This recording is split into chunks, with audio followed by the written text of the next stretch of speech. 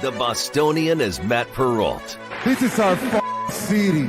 The Book is Dave Sharapan. Pay him. Pay that man his money. Together, they are The Bostonian versus The Book. You covered! You covered 12! I covered! Follow the show on Twitter at Boston versus The Book. How do you like them apples? Bringing you the best insight on sports betting news, Matt and Dave's daily picks, and an entertaining and unfiltered dive into the sports betting industry. Here's Dave Sharapan and Matt Perrault. And here we go.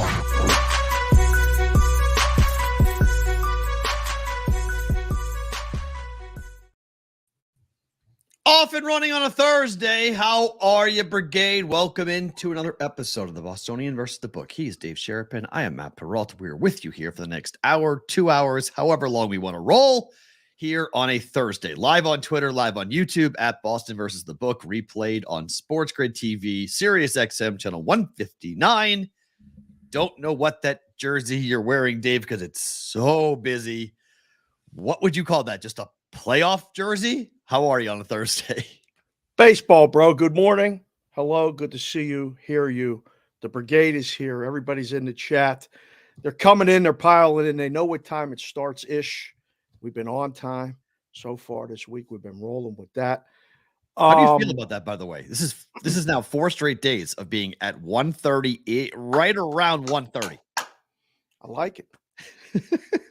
Well, we're going to mess it all up next week because of G2E, but that's okay. Yeah, really mess it up. We're going to let you guys know when we figure it out because we got meetings. People coming to town. Listen, if you're coming to town for G2E, at Sports Talk Matt, DM him. At Boston versus the Book, DM the show.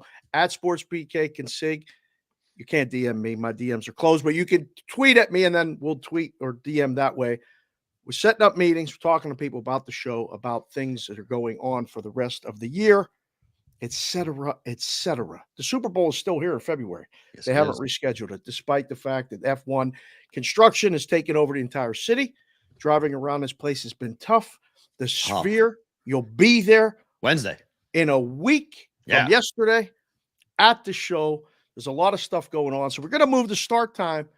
It'll be an East Coast early time. Wednesday. Show. At least once, maybe twice next week. We got to figure out. I don't know who's coming, but we're setting up some stuff. It'll be fun. This is just baseball, busy. Bro. It's busy. Look, this sleeve got the National League and all the teams that are out. Oh, nice. This team got the American League with one and team the that's Orioles, the big, the main teams are up top because they're the big cities. So New York and LA. What's Tampa? Sorry, Yankees, you're out. What's Done. Tampa? Tampa's there, and then it just goes. I mean, all the emblems are all over, front and back. They're everywhere. Busy? Yes. Busy. Baseball? Not today, but we got a recap. We got Kincaid. We got all kinds of stuff happening. We got Kincaid here in 1 minute coming over, so he's already in the green room. So we'll get him up here in just 1 second to break down Philly. As someone who has known Bryson Stott for a while, what was that like in your house? What was that like for you? I mean, that's only the second Grand Slam. Shane Victorino is the only other Philly to hit a Grand Slam in the playoffs. It's Bryson Stott and Shane Victorino. It's pretty cool company to take for a kid that's been in the big leagues for like a cup of coffee. I'm getting choked up thinking about it. I was so excited when it happened. I think about them games. It was freezing at UNLV, and we're sitting there with, watching his games. My daughters and him taking pictures, us going to Reading to hang out with his brother, Brennan, who I worked with, and then going on a field with Bryson after and taking the pictures and hanging out and having lunch after. Seeing that moment, man, you just realize like the grind is so real. And he knew he was looking fastball and he hit that ball 412 feet. The building erupted. I'm getting goosebumps now thinking about it. I was texting with his brother last night. I said, I'm so happy for you, him, everybody. Like, I can't believe this is all real. And then, like, you see Bryce and him hugging in the dugout, all them battles they've been through at, like, Valley High School and all the Green Valley High School and all them years. to just see it and have it happen like that, I felt like a proud dad. I'm not related, but knowing somebody and seeing where it started and seeing that, I was out of words. I was so excited when it happened. It was cool too, because in my class yesterday at UNLV, there's a kid locally from here who was an athlete at the same middle school that Bryson went to. And I guess there's like an athlete hall of fame at this middle school, and Bryson's on there, but my student's on there too. Oh, and so he said, yeah, my claim to fame is that I'm next to Bryson Stott on our middle school hall of fame.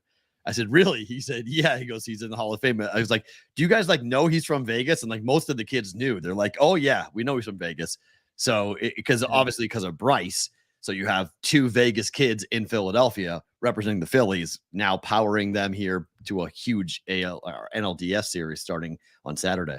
yeah, it was great. I mean, the crazy, everybody's using the word juxtaposition a lot on the content space. I've picked that up. So you see Philadelphia and the way the crowd is erupting and live on every pitch. Yeah. Watch that home run without the announcers. That video is circulating around So good. on the Twitter. It's literally like you're in the park and you can feel. I the would energy, watch a game like that. right? I would watch a game. Shut the announcers off. Let me watch the game as the fans are watching the game. I would 100%. I want the camera angles. I don't need the nonsense. I want the angles. How good is it? Like you know, and you hear they were singing the chants and all this other stuff, and then you see the game in Tampa. It's a And morgue. There's 19, 20,000 people there. I don't know if anybody, half of them weren't even watching the game. There was Nope. nothing going on. Then they got down quick and it was over. And man, it was just Tyler was different. behind home plate. Was he? Yeah, Tyler got seats behind home plate last night Wow. for that game. Oh, well, can we blame him for them losing? Is he the I don't jinx? know. Or he probably had Texas. I don't know. Oh, you're frozen. Look at that face. Mikey, Ooh. awesome. Field day with that one. Oh, Hold boy. on. Eyes closed. Eyes open. Okay, Okay. snap your fingers. You're back. Right back. Okay, good. I was trying to bring on Mr. Kincaid, and it ended up it froze me. I don't know why that happened. Hopefully, that's All not a precursor for what's going to be happening. But let's go to Philadelphia right now, Get and this let's guy in get here. our guy, Mr. John Kincaid, coming back on the him in the Bostonian big versus the box. book. There he Always is. Get him on the program. How are you, sir? How's Well, look at me. Philadelphia? Look at me. I'm bloated by around 15 pounds. Okay. I am, that is my hair, which I look like I fit in on this show more with this new hair. Don't make fun of it, John. You look great. And then you pull me up and I look, and Dave looks like some bad 90s white rapper with that outfit on. He's got like Nana Shaw with like logos painted on it. What is Hell that? yeah. What is that? He would not wear that back in Philly. Yes, he would. No, Oh, he wouldn't. 100%. Oh He my wore it. He God. wore it at the All-Star game. That's where he got it. It was on the West Coast, but he would wear that. Right Look, the down. All-Star game's different. That's a different thing. You wouldn't wear it on, let's put it this way, you wouldn't wear it on October 5th in Philadelphia. That just, I mean, seriously. Right I down. can't- what was Broad the name Street, of what was the name of your album? White Milk? I mean, seriously. Listen, I'm lactose intolerant. I wouldn't name it white That milk. should be the title of your album. Lactose intolerant. That's it. Don't make me start rapping. Don't Yes, make he- me oh, start no. doing He it. does rap, John. He Please. does. Really? Don't He make does- me start once a doing week. it. Once a geez. week, he comes on. Yes, he you know does what? cold raps. I have seen that. So I have seen that happen. How are you guys doing? We're great, John. Great to see you. It always is You know, good. we'll get to the other stuff here in a minute, but you're in Sure. Philadelphia. Yeah, I'm in outside of Philadelphia by around 30 miles of downtown. How great is it again to have this Red October? I mean, and as you get older, it gets better, doesn't it? Like Well- the baseball run is different than anything else. It's this city though, and it's funny, I'm sure that Bryson has told you about it. I mean, when it's baseball, this city, if you offer it a crappy baseball product, it does not care. If they get a good baseball product, they go overboard to the hilt, which is just really crazy. And Red October is a thing. My wife laughs. She's only lived here for a year and a half after we relocated from Atlanta, but I grew up here. But the news starts, action news starts, and it'll be 4 o'clock, 5 o'clock, 6 o'clock. And we laugh because it'll be like All right, shooting downtown today injures 4. There's a somebody knocked off the Walmart. But the big story in Action News: Red October, and everything, and it's all about. And she'll say, "Oh my God, the first three stories are about the Phillies. Yeah. Where's everybody going to party for the game tomorrow night? What's on your menu? Here's last night's. It's bizarre, but everybody just goes overboard into Red October. And tomorrow, Saturday, we get to start a whole new round of it, which will be awesome. So before we get to the Braves series, which I can't wait to get into it because it's going to be awesome. But when the Phillies are in the postseason and the Eagles are 4-0, this feels like a conflicted city because the Sixers are a disaster and James Harden, no one was talking about the Sixers, and the Flyers are the Flyers. I invited James Harden on today with us and he refused to show up. He said he's not coming. So, what can I say? I'm sure he's out at like Club Risque right now or something. Yeah, it's 2 p.m. Yeah. With Mercedes and Datsun and Chrysler. He's having lunch with them right now. What is the order right now? 4-0 Eagles, Phillies playoffs. Who's taking, who's in the A block for the show? Red October. The A block, the B block, maybe even the C block right now. And the Eagles rarely get shoved into the back seat, but they're in the car seat. They're in a car seat right now. Wow. 4-0 with everybody because it's a little difficult because this city, one thing it doesn't do well is great success because we've never dealt with it. And when we have a football team that is just absolutely awesome, a baseball team that is one of the just hard-charging fun stories, the football story more reflects other cities. Maybe when Tom Brady was in Boston, you guys know that. But here it's more about, we're more about the Rocky story, the underdog, the scrappy team. And they love these Phillies. And they love them. They love the players. They love the personality. We did a lot on the show today about the fact is I've never seen in all my years of being around sports and doing what I do for a living, I've never seen a team where the youngsters are engaged and ingratiated into the veterans as fast.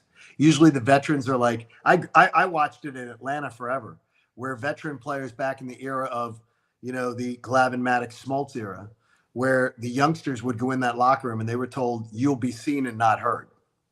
Just do it. Put your head down, go to work, do the old school. Philly is anything but old school. They invite the youngsters come in and they have a personality on the field and off day one. And that's a credit to the Phillies organization, but it's also credit to the veterans who let it happen and are cool with it. They love the Phillies. Do they love them in the series against the Braves, John? Because Braves are minus 150. Okay, that's a big gap.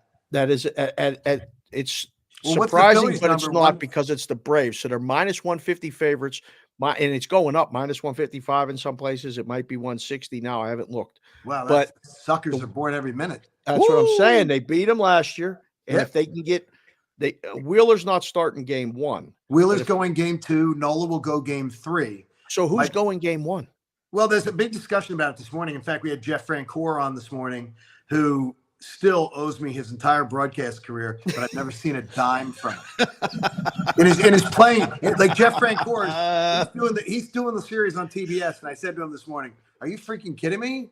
I said, "It started out with you doing a once a week half hour on Buck and Kincaid in Atlanta with us. We had to like hold his hand and walk him through broadcasting. Just he thinks he's 6'2" and good looking. That gets you on TV. Look at the three of us. Right. Right.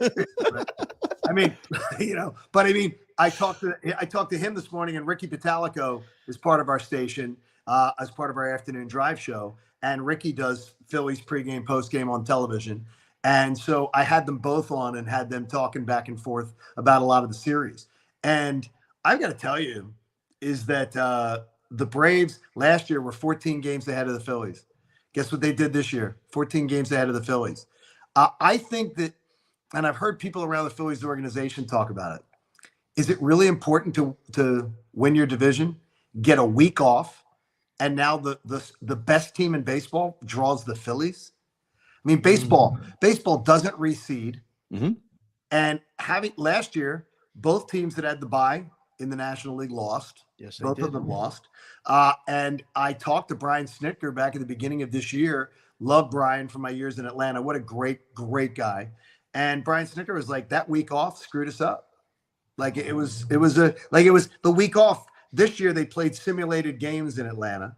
Mm-hmm. And so they played 2 simulated games. It actually reminded me of some of the years where I've covered, the Atlanta Braves, where they would have that many people in the stands. But it was so I was glad to see that back up. They're good people, though. Atlanta's good. And Atlanta organization, they should be favored big over the Phillies. The problem is, I think the Braves have fallen back into their old habit at the moment a little bit of they really are built. They do stuff for 162. They worry about 162, whereas the Phillies did not care about 162. They just cared about getting in and being as healthy as they can. They went with a 6-man rotation from the All-Star break. Yep. Who does that unless it's necessity or it's something like that? They purposely went with the 6-man rotation in order to have Wheeler not be out of gas in October like he was last year, have Nola not be out of gas like he was last October, and they still made it to the World Series.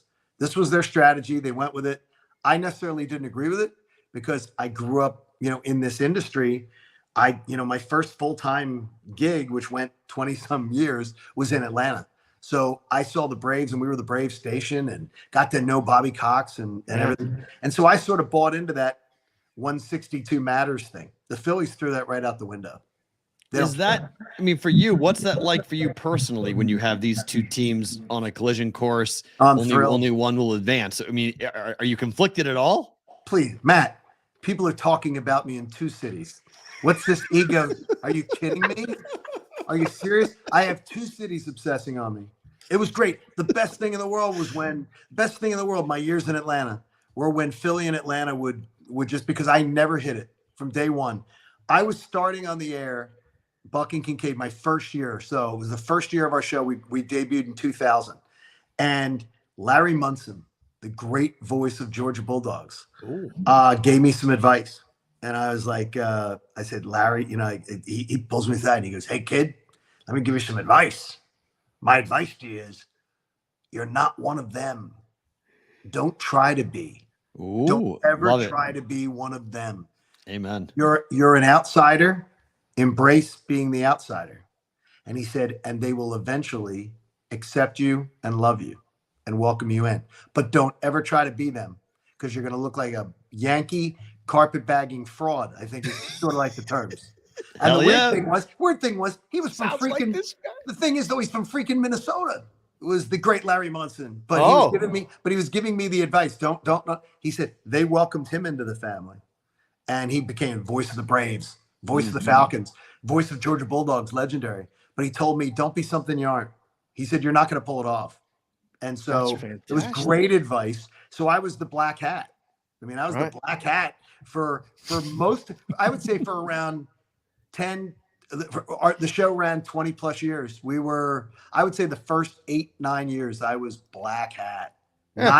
And then everybody just sort of accepted me like their obnoxious drunk uncle on Thanksgiving. You have to let him in.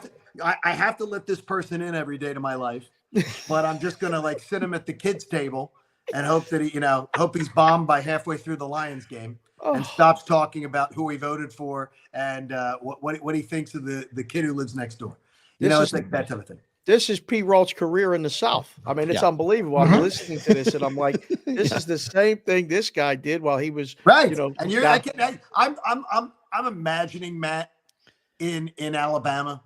And the thing is though, is that what the weird thing is though, is that Matt, I think you'd agree, the Southerners are welcoming.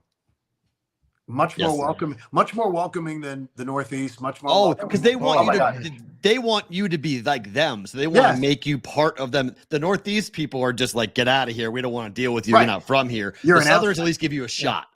Yeah, they really do. And I loved my time in the South, but I would tell you this: when I am on my deathbed, I will, which hopefully isn't coming soon. Not anytime soon. Well, wait a minute, that's in me. The things that I'm doing chemo right now as I talk to you. What's science? It's amazing science. But I got this little pump. Gives me my poison. So I call it my pump the poison. So I can do that, but I can do it right when I'm sitting with you. But when I'm on my deathbed someday, I will be thrilled that I got to at least do a chapter of my career back home. There's nothing like it. There's just nothing like it. Waking up in the morning and going, oh, my job today to make a paycheck is to talk about Red October and the Eagles. Are you kidding me? Because I'm excited about both. And I had a dream last night. Oh, I had a dream last night. What was it? Well, I was doing chemo. Okay. And I had a dream while I was doing my chemo I do 2 chemos. So Are your dreams crazy because of the chemo? No, it happened yesterday afternoon though. I had a dream. So I'm doing my 1 chemo yesterday, and then they give me a pump that they put into my chest. And I take it with me, and I wear it for like 44 hours. And then I return it and they unhook me. And so that's my second chemo comes that way. And I had a little dream. I took a nap. I fell asleep. I fell asleep in the waiting room. I was so tired. Then they got me back in my chair. I reclined. I fell asleep. And I had a dream that me and the 2 of the guys I work with were in a car, and we were driving to a parade coverage. And we were talking, and I'm in my dream going, where are we driving? Because it was weird. And it ended up that we parked the station vehicle, and it was an Eagles parade. Oh. So, and I was hoping it was a Red October parade, but if you told me at gunpoint I have to choose one, right, I'll take another Super Bowl. Like I've seen 2 World Series. I've only seen 1 Super Bowl. I promised I'd never ask for another one, so I'm not asking for it. Yeah, I promised. I went to church. You know the church that's diagonal to Mandalay Bay, right next to where the horrible shooting went down. Yeah. Yes. Mm-hmm. Well, when I go to Vegas, I'll go to Saturday afternoon mass at that church. Okay. So the day before the Super Bowl, I'm in Super Bowl hosting a party at the Bellagio, and so I go to the church for Saturday afternoon mass, and I broke all rules. Catholic school kid from Philly, always follows the rules. I wore my Eagles Nike shoes. Hey, I wore an Eagles jersey, everything, and I signed the book and back, and I invoked every one of my dad, whose birthday would have been today, his 99th birthday would have been today. Wow. I invoked my dad and all of his brothers and all my other uncles who indoctrinated me into Eagles football. And I wrote it in the prayer book and said, fly Eagles fly, in the prayer book. Took a picture of it. And when they won that Super Bowl, like that church is always special to me, because it'll always be like, okay, I was there the day before the Super Bowl. You know, it was did just you awesome. Cry when they won? Did you get a little tear? You did. Yes, absolutely. I did. And it was weird because my wife and daughter were in Atlanta, and my daughter only really at the time cared about sports at all because of me. Only reason. She didn't give a damn. I mean, her dad's a sportscaster in the city she grew up in, and she only had lived there. And she took more abuse for it than anything. Just like people being like, because she was in it. And so she leaned right into it. Oh, nice. I mean, she would have been the subject of one of Dave's rap songs back in the 90s. Yes. Ballsy little girl. Like she literally would give and take with the boys at her school. And it was a big sports factory. I mean, Sean McVay, the Rams coach, was one of our state championship quarterbacks, at the school at Marist, and back in the day. And Olivia's taller than him right now, by the way, I think. And love you, Sean. Love you, Sean. But he's having a baby soon. You gotta be nice to him. Yeah, I mean, seriously. And Mrs. McVay is very attractive. Oh, yes. Boy. You know what I mean? He did well for. I guess. Focus, focus. Come on. 5'7" thing. Okay, so I mean, I look at. I gotta forget where I even was. I'm thinking of Mrs. McVay. Let's ask you about this. Let's go. Yes. Let's spin it off the Phillies and go to the Eagles. They're at the Rams this week.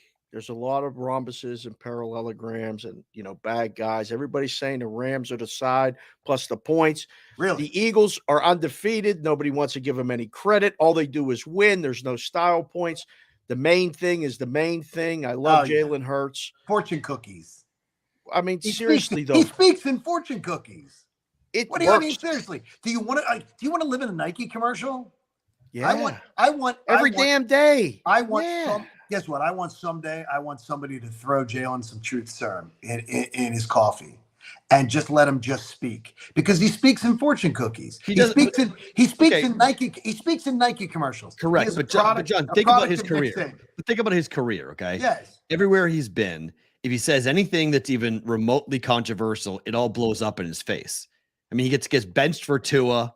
and he goes to Oklahoma. He wins the Heisman. He goes to Philadelphia. He's not the guy. No one believes in him. Everyone's questioning him. Like he's had to be questioned his whole career without having to say a word. And if he does say anything about it, what benefit does it have? I get why he's such a walking cliche, because I wouldn't say anything either if I were him. Well, to me, though, it doesn't allow me to see the genuine Jalen. True. What I do see is a guy who is a damn hard worker, a great representative of his team and his city, and a fine gentleman. So, I mean, those things are great. And those things probably help to make him great, as part of what makes him great. But I'm going to tell you right now is that I would like to see Jalen a little more comfortable in his own skin, where he'll speak out and speak up. Like right now, they got this whole thing. We got our new offensive coordinator, Brian Johnson, who was given the job because he was Jalen's like best friend. He was his dad.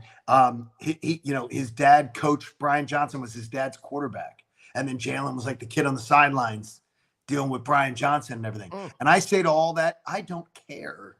I don't care about family history and crap like that. I think of the fact right now, when I watch the Eagles, that the offensive coordinator is over his skis. Ooh, I don't believe it.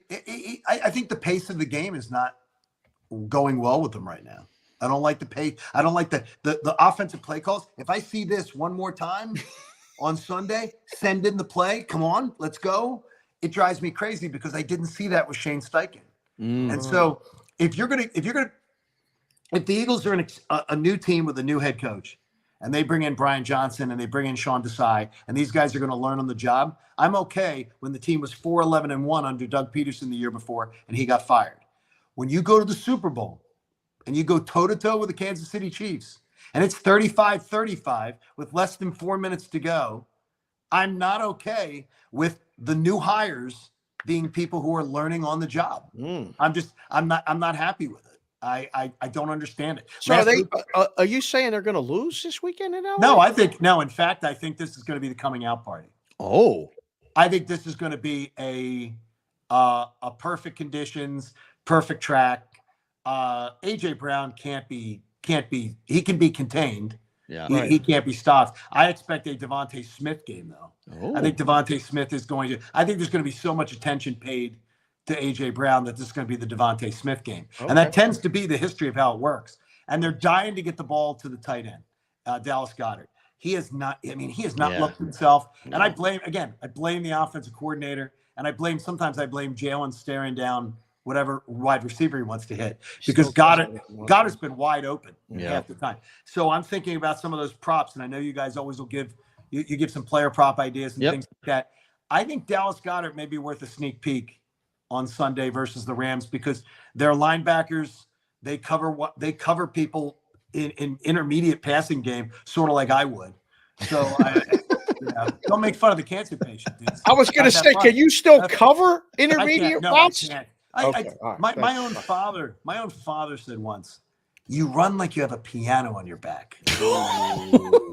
And I'm like, thanks. Well, you give good, but you give good effort. Oh, okay. Yeah, That's great. Guy. So I'm the effort guy. Oh, dude, I could have lined a giant shelf in my bedroom of the Team Spirit Award, the best, coaches X Factor. This kind of crap. In other words, kid who tried really hard, always ran his mouth, was very supportive of the team and everything. But really, where the hell do we hide him?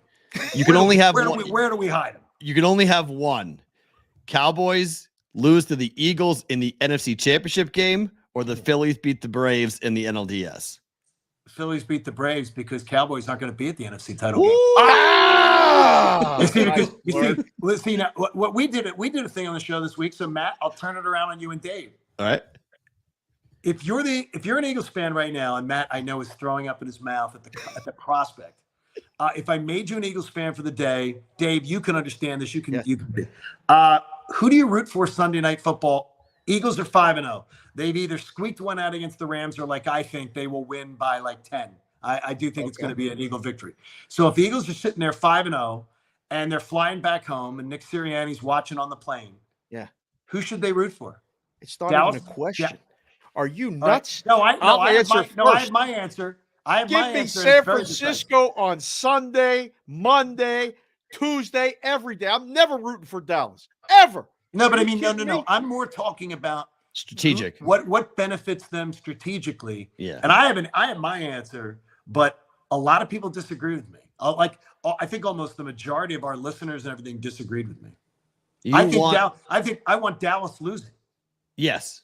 Yeah. And they're like, why would you want that? Then San Fran's going to be 5-0 too. Well, Right. the Eagles and San Fran, they do meet once, and they meet in Philadelphia. So We there you get go. that and December 3rd. So, but more importantly, your first path in the NFL should always be to have a home game, win your division, have a home game. And if you have to win 3 games to go to the Super Bowl, so be it. We've seen a lot of teams do it. But I don't want that to be the case. I don't want to be the 2 seed. I want to be the 1 seed. But it's not a disaster if you're the 2 seed. Patriots won, I think, 3. Patriots won is a 3, a 4. Yeah, no. They won every either 1 or the 2 that they won other than the first. Oh, I one. forgot they were in the Mickey Mouse division. Well, yours is turning. Yours is turning into one. I mean, Well, the Giants and the Commanders are right there during Mickey Mouse. I got to tell you, I sort of like what the Commanders have cooking tonight. No. I'm talking about as an organization. Oh, I sort of like that. But tonight, to watch the Bears and Commanders, that would have been something like when my daughter was 10. I may have punished her with it. I was going to say, like, you're on the chemo, you're falling asleep, taking naps all the time. Are you going to be able to even stay awake for Commanders Bears? Well, here's the look. The Commanders and Bears aren't worth me staying up for because Dave, you understand this community that I work in. If I start talking Commanders Bears game tomorrow, I'm fired immediately. They're looking for and my bosses are looking for a clause in the contract to get out of my deal. They're like, what's this guy doing? But no, we're not. We wouldn't want. I would rather, seriously. I'll talk more about what's going on Young and the Restless and General Hospital than I'll talk about what's going on that. The kids that watching the show don't even know what the Young and Restless are. Yes, they do. They do not. No way. They've been at Nana's house. They know no one sub 25 knows what those two things are. They know who Victor Newman is because Grandma watches them. My story. Remember my grandmother calling me to watch my story. My oh my story. gosh, yes, that's so story. crazy. Well, Johnny has his stories. Johnny has his stories. Believe me, it's the way it works. Well, awesome. Overall, though, serious for a second. Sure. How are you? Sirius 159, by the way. Yeah, that's a channel. Correct. Yes, Sirius XM. Correct. Yes, other type of Sirius. Hello to the great Eric Spitz. Yeah. Eric Spitz. Eric was my boss at CBS Sports when I took my show over from ESPN to CBS Sports Radio. I have the utmost respect for Eric Spitz. Let's people who are professionals do their job. He's a wonderful guy, and I love what they've got cooking over there. My buddy Damon Amendolara joined. DA went over this week, and DA does just. And I know Matt, you've run into DA over the years. Oh yeah, Matt, he does one of the most unique, weird, and stupid shows I've ever think, and I find it incredibly addictive. If I wasn't, I would go and watch clips like I watch you guys. I'd go and put on DA show. I love Mraz. I love the whole gang. I'd put them on just because it's so weird and stupid. You can't turn it off. Right. Like he finds, and I love people in our business who are unique. I love people who don't, who try something a little bit different. I always say to our crew, let's break some eggs. Get serious for a second. Get serious for a second. There's a lot of people in the chat that are concerned about you. They're seeing you on the tweets and everything else at John Kincaid, going through what you're going through. How are you? Just tell the people what you're doing. Your treatment number 9 coming up. Is that what you're in right now? Treatment number 9. Well, this is treatment number 9 right now. So as I said, I go on every other Wednesday. I do my chemo. They give me my steroids, which are bloating me up terribly. I have a bloated midsection, and the rest of my body's fine. Like it's just this, and I've got a little bit of cheeky. I'm much more cheeky than normal. I want my cheekbones back. But so I get this. I do my chemo. I do my steroids and everything, and I do my anti-nausea in like drip bags, so IV bags. And then when I'm ready to leave after doing that whole process, which takes around 2.5 hours, 3 hours in the chair, then they hook me to this pump, which goes into my chest, into my port, which is in my chest, and I do mobile chemo for 2 days. So it's around 44 hours of poison, very similar to some of Matt's weekends back in college. and so I will do my poison. Tomorrow after the show, I'll get off. They will unhook me, and I will be 42 days from completion. I asked my doctor last week, and I'll share it with you because I've shared it with my radio audience. And I said, Doc, how am I doing? He goes, honestly, because they can trend me against over 29,000 males who've been who's been through this double chemo. He goes, he said, you're exceptional. So, I mean, and I've never been told that in my entire life, not even on my honeymoon. So, I mean, when you hear that, it warms your heart. So and it's how she hasn't killed me after going through this, my wife, how she has not killed me by now. Because seriously, at some point, I'm always thinking that thing, I may end up on a 2020 and I'm not going to end up on the good side of it.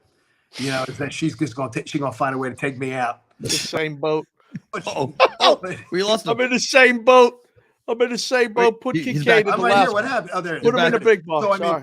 But I just look at it as God bless everybody who has reached out to me, who has supported me. I've been wearing the hats, and I got 6 weeks left of this crap, and then I got one more shave down because when my hair gets to a certain length, it starts to. It'll start flaking out, and it starts flaking out like it'll hit the pillow. So I want my hair back. So by the time I see you guys in Vegas at Super Bowl, when the Eagles are in the Super Bowl against the Bills, I will have my hair. My hair will be somewhat back to the gorgeous man that I am. I can't wait to run my hand through it. You can. You can. Look, I'm in Vegas. My wife will be back in Atlanta. You want to rub your hand through my hair? What happens in Vegas stays in Vegas. We ain't told anybody, John. Thanks for coming on the show today. Listen, it's great to hear you and see you in such great spirits as what you're going through. We're all pulling for you. We're watching you. You got a ton of. I want my damn hat, Dave. It's coming. I got white model. I got this. Okay, I got this model. You got to get the Eagles model though. And I have this Philly special. Okay, that's pretty sweet too. That's the old school with the baby that's pretty blue. Sweet too. And I got a Kelly Green in design. Kelly Green. I promise you it'll be featured well on my show. So every day I am wearing a hat from a listener that is sent in a company. We'll take care of that. A hat. Today I wore a Villanova basketball hat. Nice. And I had to stop from vomiting. I have not wanted to vomit the entire time. Cross that off the list. I will not have one of those. My Villanova You're getting a care package. It's gone. The Villanova basketball is gone. I mean, my brother now has a Christmas gift but it's been worn once. He won't be able to tell. And but I said, and people were like, "You're a Temple guy. You're wearing a Villanova basketball." And I said, "Look, I know I am, but I'm never going to reject a gift of kindness from a listener and everything like that." So I wore it today, and I said, "And I'll never wear this damn thing after 10 o'clock ever again." So warm. I'm warm and fuzzy like that. You guys are awesome. I love your show. Thanks, man. I love the concept, and I love the fact I like the after show crap too. I said that too. BBB bonus time is a big hit. I thought after show crap should have been the concept title or a working title. We're working on it. But I actually find sometimes I'm actually more compelled by the stupid stuff. But I like stupid stuff. It is stupid. I like real fun stuff, and you guys are doing a great job with it. And I hope you're well. And I'll see you in February. Thank you, my friend. Enjoy the NLDS. It'll be a lot of fun with the Braves. Appreciate it. As always. Phillies, by the way, if the series goes 1-1, I would bet Phillies in 4. You know, where you can bet the exact amount. Yeah. I would bet Phillies in 4 because I think the Phillies will split in Atlanta, and I think the ghost will enter that locker room, and the Phillies will come home, and they will not win here. Phillies in 4. And Phillies in 4. And Dave will be wearing Nana's shawl. And there'll be only it'll be great. You guys are awesome. Take care, sir. Talk to you, John. Take care. Bye-bye. Take care, buddy. See you. That is one Mr. John Kincaid joining us here on the Bostonian versus the Book. Always a pleasure to get him on the show. It really is. It's great to see him up, that excited, see him smiling and laughing and good. What he's good. I mean, heck, we are very, very, very happy that things seem to be going well for him. We hope to very much see him here. Hope a kick-ass dinner. We got to do something though. Maybe we'll do a Brigade party or something for John in Vegas. Get people who are coming into town. We've had people have their wife give birth on the show. We've had people with their spouse in treatment, for other things. This is our first guy getting chemo doing the show. Right. And he's just like talking and making jokes, telling stories. While it's going on. He's like, I got the pump and the port and the this and the that. I've learned so much about that because that's what Mrs. Kinsig, Jessica does. That's exactly, exactly what she does. She makes those drugs and then gets somebody there to show them how to do it. God bless. I'm so happy. I saw him on the Twitter and I said, I know you got to be fired up after the Phillies. Do you want to come on? He said, talk about Philadelphia sports. Yeah. I'm like, do you feel good? He's like, yeah, I'm in the middle of a treatment. I'll be on. Just tell me the time. Done. Thanks, John. Yeah. Right. I've been such a big fan of his for so many years. And I the world works in funny and weird ways, right? And we end up seeing him and hanging out with him at the Super Bowl. Was it L.A.? In right? L.A. the first in L.A. time, yeah. The first time we saw him, and he came by, and then the second time he came by when we were in Arizona, he was there and he stopped by, and he was so excited because the Eagles were there, and so now he's going to be back out again for a third straight Super Bowl, and it's just nice because I don't have many people in radio that I stay in contact with, but he's one of the people that I do stay in contact with radio. And so it's always nice to hear the stories and remember the times of diehard, passionate sports fans who get extremely myopic when their team is in the Super Bowl or into a World Series championship run, whatever it might be. So, gosh, the Cowboy hate's real, though. That's the market that really, really hates the Cowboys. Oh, there's no question about that. I mean, there's probably a few more, but not on that level, right? The Giants hate the Cowboys in Washington. They hate the Cowboys too, but they haven't been good enough. So they haven't had the run. Like the Eagles now have been on a run and they just have this seething hatred because all their dads grew up with hating the Cowboys for the 90s run. And the Eagles trying, they get there, they lose to the Patriots. Donovan pukes all over himself and that whole thing. And they have Cowboy fans rubbing it in there. Do you know it's been 30 years since the Cowboys have been in the NFC Championship game? Has it really? It's been 30 fucking years since the last time the Cowboys were even playing for a chance to go to the Super Bowl. I couldn't believe that this morning when I heard that. I was like, it's been 30 years? It's like, wow. Damn, I'm old. That's hard to believe because if you ask their fans, it's like they're playing it in every other year. Pretty much, yeah. But I'm telling you, Patriot fans, when those people are gone and they left the earth, the replacement's going to be Patriot fans. That's what Patriot fans are going to be like. Patriot fans are going to act like we've been in the Super Bowl. I mean, it's going to be 20 years since the last time the Patriots played for a championship, and then we're still going to be talking about Brady. Huh. Guaranteed. I've said that I'm like, Patriot fans got to be careful about making fun of Cowboy fans because that's our future. Oh, boy. It's just how it goes. You just don't dominate the NFL. It's not built. You weren't built to have what Belichick did. And that 20-year run will never be duplicated by anyone ever. It's not meant for it. There's a lot of markets that don't like the Cowboys. We got people in the chat said Minnesota hates the Cowboys. But I know the Pittsburgh Vikings, growing up. We played the Cowboys you hate them a couple too. times in the Super Bowl. We don't like them. No. They were on every day. But divisional hatred's different. When you play them 2 times every single season, you're constantly forced to listen to their stuff. Cowboys week is different in Philadelphia than any other week. And, but the Braves are quickly becoming that, there's always baseball, New York, Philly, Boston. Baseball rivalries there are different than any other sport. I'm sorry, Chicago, you're not part of this. Because we hated the Yankees and it didn't matter what the Patriots were doing. It was Yankees, Red Sox in the postseason. They played in 2004. Now it was the first championship for the Red Sox versus the third for the Patriots. But there wasn't even a question as to what Boston people were talking about. It was domination Patriots, awesome, but fuck the Yankees, kill them. We want to bury them. We want to absolutely destroy everything and anyone wearing Yankee stuff. So it's different back there. That game last night, that Bryson Stott grand slam, I went, there's the difference.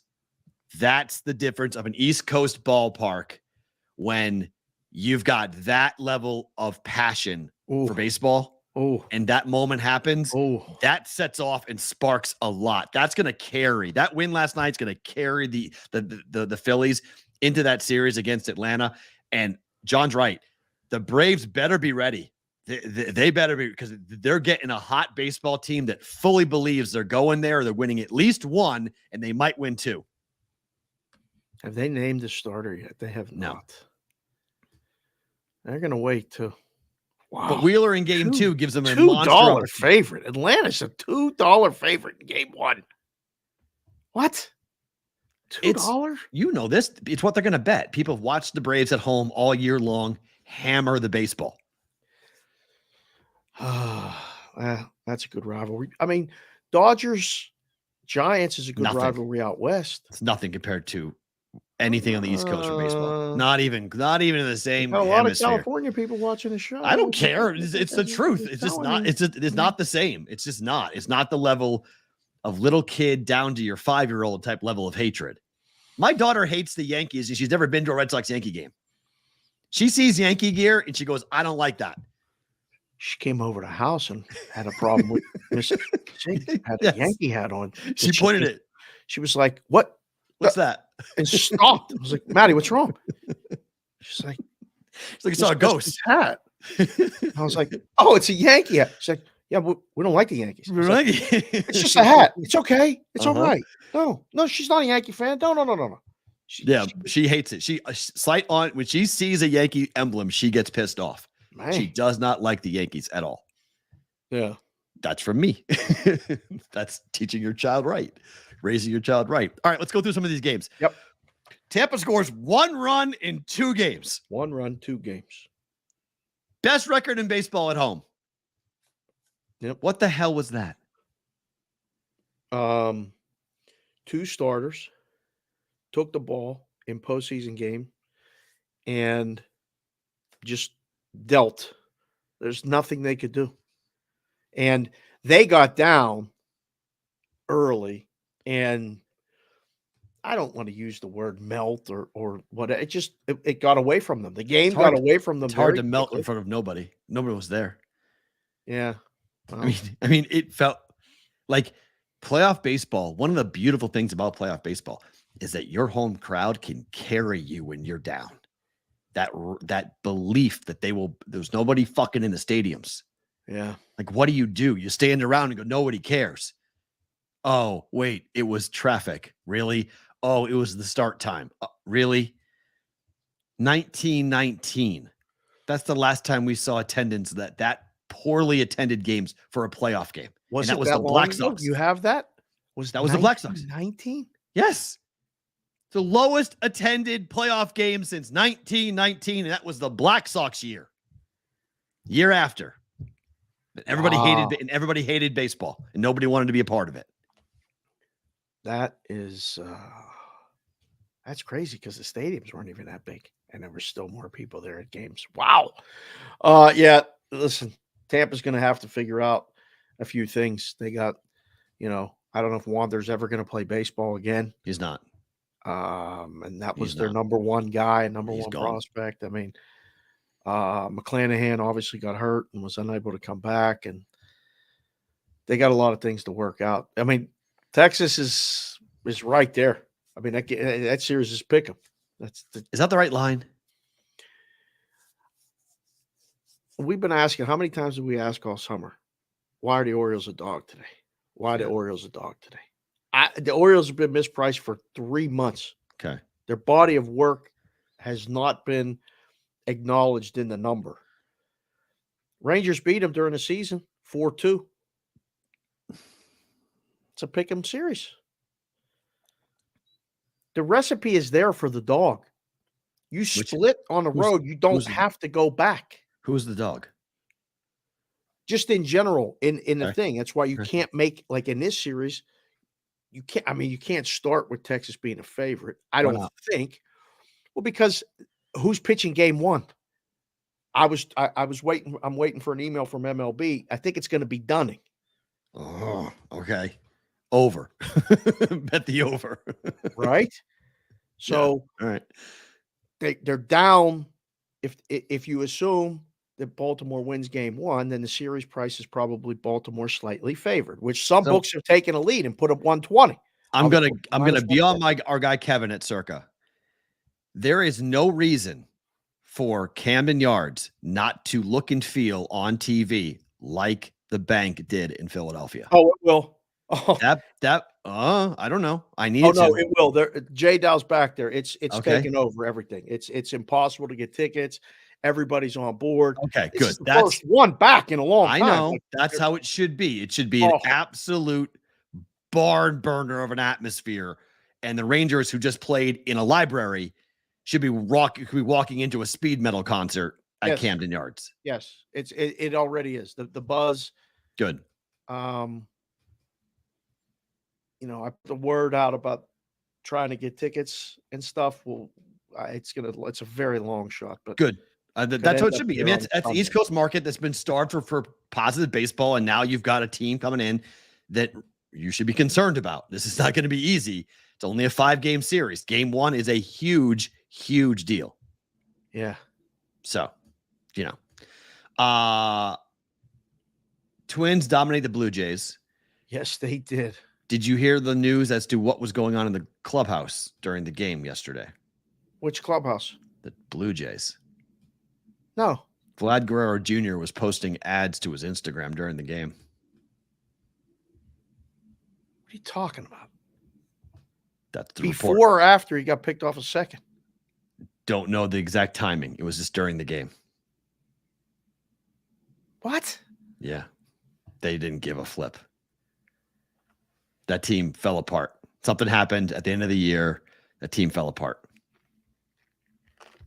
because they had no life. That ballpark in Minnesota was awesome. That atmosphere was great. Oh, Target Field was rocking. Oh, it was fantastic. Fantastic. Can they beat Houston? Big dogs. It's minus 135. 140. Let me see. Hold on. Let me click. 150 at FanDuel. 150 now. You're right. Yeah, I was looking at the game above it. My answer is no. Couple 7.5s and a couple 8s. Yeah. Some mixture on the total. I think 2-0. I think it goes 4. No, Houston wins both. Yeah. At home. And then game 3, the Twins can win game 3. Astros win game 4. So everybody's playing Saturday, game 1. Then the American League plays Sunday. Mm-hmm. There's an off day for the National League in between games 1 and 2. Mm-hmm. It's only going to help the Dogs because now they can get their game 1 starter into game 2 in the rotation right away, which would then be able to pitch short rest if they have to on game 5, depending on the way it breaks out. For the National League. For the National League. For the American League, it's 1-2. Mm-hmm. Lopez is going to get a start in Houston, or they got to get him with a must win if they're down 2-0 in. I would hold him for game 3. Oy, oy, oy. Yeah, I'd hold him for game 3 if I were them. Our resident farmer D Stout in here watching the show on his tractor says the Twins are going to beat Houston. He's on the Twins. I would love it. Twins. I would love it. Let's go. I mean, I'd knock them out. I can't stand the Astros. Diamondbacks bounce the Brewers. I mean, who looked worse, Brewers, Toronto, or Tampa? I mean, all 3 of those teams were lifeless. If I have to rank them, I think it's Tampa the worst. But okay. The Brewers just you gotta give the other teams that beat them credit. The Diamondbacks they're down 2-0 and they scored 5 straight runs, and that was it. 5-2, game over. See ya. The bullpen was outstanding. 2 straight days. Diamondbacks. Yes. Yeah. They didn't but the Brewers on paper had the best pitch. But the Brewers on paper, that was their strength. That was exactly. Was yeah. Well, they got to both starters. They got to Burns. They got to Perrault and got a lead with Diamondbacks and kept it. They're playing with energy. This is going to be a great series. I can't believe the price. $2 on the Dodgers. What? Hello. And that's low. I mean, the numbers. Let's see. We got, if you look around, it's as high as minus 250 in places. Is that because Gallen went yesterday? Is that why? I mean, it's because their best pitcher can't go in game 1 or 2. The only, he could go game 2. It's rushing him back. It's rushing him a short rest. Well, it's Monday. So Thursday, Friday, Saturday, Sunday. Game 2 for the National League is Monday. It's right on. Okay. It's right on. Okay, so he can go game 2. All right. So who goes to game 1? Bullpen game? That's why the number is what it is. Okay. I mean, in some books have taken a lead with that and put it at 250, assuming that Kershaw wins game 1. Because Kershaw's the only starter that I know of as of recording right now is the starter listed for a team. It's the only one I've seen so far. They'll name them later today or tomorrow. We'll know for sure. We'll have a better feel for how the series is going to go. But I'll ask the chat right now, who's more live of a dog, the Twins against Houston or the D-backs against the Dodgers? I think we'll get almost all Twins. But I think the D-backs, if the pitching situation falls right, I think they can win. Because now, who was going to start game 3 is probably going to start game 1. Right? They just flip it and put him 1, Gallen 2. Split that, go down to Arizona. And then let's see what the atmosphere in Arizona is like. It's a big question. I have a feeling it's going to be good, unbelievable. All right, good. Nothing else going on down there. Coyotes are garbage. Cardinals are garbage. So, wow, we got way more D-backs than I thought in the chat. Look at that. Because people don't. I mean, I think it's right. People don't trust the pitching staff for the Dodgers. I do not. That's why I think it's live. Like I think D-backs are absolutely worth a to buy it to hold that position and then work off of it. If the Diamondbacks go up 2-1 on the Dodgers, to come back on the Dodgers and maybe you might get plus money on the Dodgers at some point during the series. If the Twins split and go back to Minnesota tied 1-1, it's a pick-em. Okay. Might be even a slight, depending on the pitching match. I don't know how many books are going to jump to make the Twins the favorite. Okay. If the Diamondbacks split, they're still going to be dogs because it's the Dodgers. That's what's crazy. Is that because of the liability the books have built up over the year for the Dodgers? Is that why? That's part of it, but it's also because the Dodgers are a brand that people bet. They'll bet them here. Until especially here. Yeah. So, I'm surprised. Wow, it's Merrill Kelly, by the way. Merrill Kelly should be the beautiful. Game 1 start. Okay, that's wait. Merrill Kelly start game 1. His splits are the reverse of Gallen's. Gallen's amazing at home. Gallen's amazing at home, but bad on the road. But Kelly's amazing on the road, but bad at home, right? I believe, yes. And I knew so. That's great. So get game 1, have Merrill Kelly going game 1 against the Dodgers. Great. That's phenomenal. Wow. Nick Tom came in the chat and said Twins to win game 1 and Houston to win the series is plus 550. Woo! Who's starting game 1 for the Twins? Don't know yet. Yeah, that's why. That's plus 550. So we don't know yet. So that's why that price is where it might alter a little bit once we know who's starting it. But if the Twins don't know now, the books are like, okay, it's a long shot for that to happen. Phillies knocked out the Marlins. Dodgers Grand Slam. We spent a lot of time on it, but the price is Atlanta minus 185 on the Phillies. This is almost as expensive as Dodgers. Do you like divisional rivals playing in the DS? Can we just make it 7 games? Dodgers, D-backs, Braves, Phillies. These are interdivision DS series. They're going to be great. I just feel like I heard D-Rose say it this morning on MLB Network. It's almost an injustice for baseball and baseball fans that it's only a 5-game series, the Phillies in Atlanta. It's just that should be a 7-gamer. Not that the winner should go to the World Series, but I mean, if you have to decide between those 2 series, which winner is going to the World Series? Braves-Phillies winner or Dodgers-Diamondbacks winner? Braves-Phillies. Braves-Phillies. I don't like the Dodgers.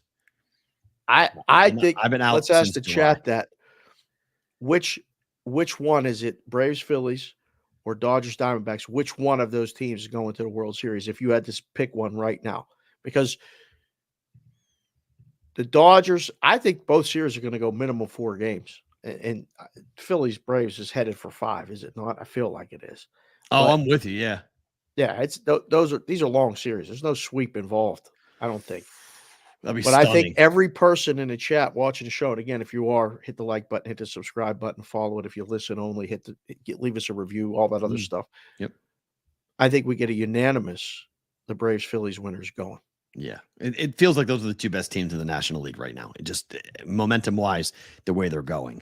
All right. So I saw this tweet this morning and I want to bring this up because I found it to be pretty interesting. Hold on. Sorry. Where's that tweet? There's a tweet. Our friend Joe Osborne from up in Canada at Covers. It's stupid how the MLB playoffs don't reseed a new round. The Dodgers get a great break by drawing the D back instead of needing to travel to that madhouse in Philadelphia. This is the bracket now. Okay. Yep. Bracket now is D-backs, Dodgers, Phillies, Braves, Orioles, Texas Rangers, Houston against the Twins. This is 2-3 on the left-hand side, 1-4 left-hand side. 1-5. Sorry, 1-5. Sorry, 1-5 on the left-hand side. So technically, if you went by reseeding, this is how it would be in the American League. The National League is the question. Diamondbacks are the 6 seed, and they're playing the 2 versus the 4 seed playing the 1. The Diamondbacks, if we reseeded, they would go to Atlanta. Philadelphia would go take on the Dodgers. Right. Do you have any issue with the way that baseball does it versus the NFL? Because the NFL does reseed after the first round. I don't, only because the rules are known before the playoffs start. Right. So you know your path. You're going to have to beat somebody when you have to do it. If everything was 7-game series, I would have even less problem with it. Okay. The fact that it's a 5-gamer, maybe the best team has earned the right to play the lowest seeded team in a 5-game series, because the 5-game series leaves much more to chance than a 7-game series. So I'm good with it because we know what it is, and knowing what it is can benefit you in betting it too. Well, So agreed. I think one of the reasons why football can get away with it, in my opinion, football's a 1-game correct playoff. Okay. Yes. It's easy to send somebody here or there. It's easier. Baseball is a series. It's a 5-game series. Yes. Secondly, if you are looking to reward a team with a bye, they should have an idea as to who they're playing to set their pitchers up, to know who they're going to face. Like, really facing this team or that team, and have 2 different game plans for the series while you're sitting back and waiting. And you can send your pitchers ahead. You can do some different things logistically if you want, if you know who's going to be coming, one of the 2 teams who are going to be coming to play at your place. So I don't have a problem with baseball doing it the way they do it. It's just baseball is a different game, different sport than football. It's much easier to reseed, in my opinion, for a 1-game playoff than a best of 5. Agree 100%. So, Agree 100%. So I get the point. I don't think it's maddening. I don't think it's bad. I don't blame baseball for doing it. Just the way that if you didn't do this, I think you would create more of an unfair thing for a team with a bye than what you want, because football is a 1-game situation. It's easier. Your game prep is different versus a 5-game series with pitching staffs. So that's my take on it. You heard Kincaid say it, that the Phillies realized at what point did they realize we're not catching the Braves? Let's just get that top wild card spot. So we get the home games for the first round, and then we'll play whatever path we got to play. They have to go to that route. The 4-5 having to go to the 1 is unfair only when the 6 wins. Right. And that's right. Yeah, right. Exactly. They're trying to set it up like the American League. They're trying to set it up where it would be that way. It just happened to be where the 3 seed. Yes. The Brewers suck. So the Brewers, they suck for 2 games. They got bounced, and that's what screwed it up. So it's, I don't have the bracket's the bracket. You set the bracket up. Here's how the bracket goes. Everyone knows the rules, like you said before it starts. No one's getting a curveball. It's all, we're not doing things on the fly, and you know who you're going to play basically, just based upon whoever's going to game 1, game 2, you have an idea. Right. So I don't have a problem with it at all. Nope. All right, to football tonight. Yep. Thursday night, Bears at Commanders. 14 consecutive losses for the Chicago Bears. They've not won a game for a long time. October of last year, the calendar year since the Bears have won a game. Could they do it tonight? How can that be?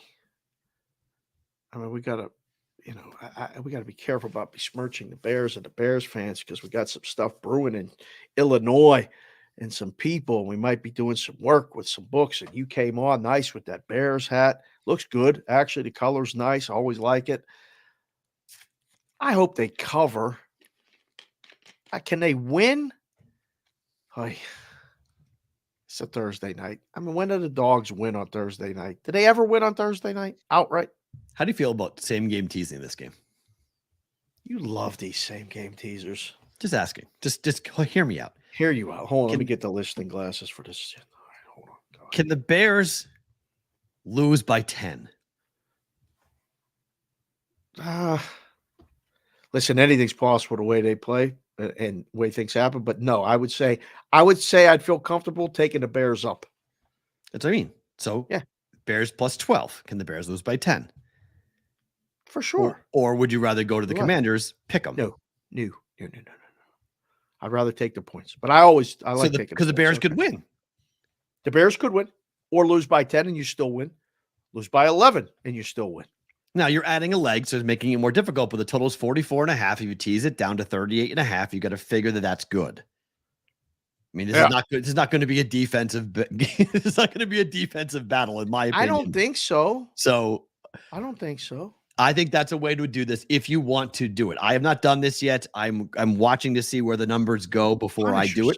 You're going to do this? You're actually going to do it? I love this. I love same game teasers. I love doing them. I've been very profitable doing them this year. I've not bet it yet. I'm going to wait. It's probably one of those bets I make right before kick just to see where the numbers go. Right. And do we see a late charge on the Bears? Do we see a late charge on the Commanders? Well, the total's going up. I'm telling you that right now. Over 45. It's 44.5. Yeah. Pretty much everywhere. It's 44 at one place. It's going to 45 at some point here shortly. Will it cross 45? I don't know. That might be a number where you might get some resistance. So my point is pulling it down and taking the over, going 38.5 or going to 39. You're crossing key numbers of 45 and 44, even 43 if you consider that a key number. So I don't know. I like that move. I think that's a way. If you're worried about the Bears, you think they might be able to keep it within 2 scores. That's one way of betting this game. Are you gonna be like cooking anything or cleaning the house or anything while this game's going on? Like what you have, this is one of those ones that I know you're gonna have on. Yes. But it's background for a while. There's nothing else on though. I mean, this is a problem. I thought baseball was going to be on tonight. So I thought we'd have multiple things. There's nothing. And these college football games are complete trash. So thank you. There's nothing. Well, there's nothing up against this game that really makes me yeah, I want to be watching something else. So this would be on, but I mean, this is a Thursday. It's kind of, it's annoying because it's on Amazon. So it's got to be on the Amazon app. I can't, have multiple things on. If it's on YouTube TV, I can have multiple things on. Yeah. So that was the last night. The best thing about YouTube TV so far was last night having the multi-channel view for baseball. To have both games on the screen at the same time, that was cool. Because that's typical for football, but DirecTV never did that. They have a sports bracket, but never just 2 games going simultaneously on the screen, and that's it. That was cool last night to have that, so I can watch both games at the same time. I'm going to ask the chat right now. Influx of people. It must be close to noon. Yeah, we're almost at noon. Pacific. Over or under? If you get one bet on this game on the total, which one are you taking? We'll call it 44.5 because that's what it is right now, but it's going to be 45. Whether the boys are different places are watching it or what right now, watching the show. If you guys are, hit the like button and get in the chat as well. I know you're watching the show. You don't have to tell me you are. I know you are. There's ways I know. Over or under 44.5? What do you think the chat flows with right here? Over or under? Over. I doubt you see it under. Over tonight. Over. Show me the under. Who's betting the under? Nobody is. Antonio Rodriguez just came with the under. Okay. SoCal DJ bet the under. Joel Onler under. Pierre Chevalier under. Oh my! Over. With Perrault and the over. Yeah. Oh boy. I don't. I mean, look. Who stops who? It's the turnovers for me. This is a turnover fest. This is sloppy, bad football. This is pick sixes and fumble returns for touchdowns, kick returns, touchdowns. Defense to special teams touchdown. Something tonight. Prop DST. Plus. DST touchdown. Yes. You use any the industry terms. DST. That's what I would do. All right, let's run through some games on Sunday. Yep. Bills, Jags, 6:30. Wait, we're going to do this tomorrow too, right? We'll do actual games. We're just going to run through these games. This is what we do college on Wednesday, pros on Thursday, and then a full show on Friday where we get the number of moves. The Friday move happens and everything else. Okay. So this is just a quick look. We'll touch on these games. Yes, sir. This number feels weird to me. You hate the fives. Yep.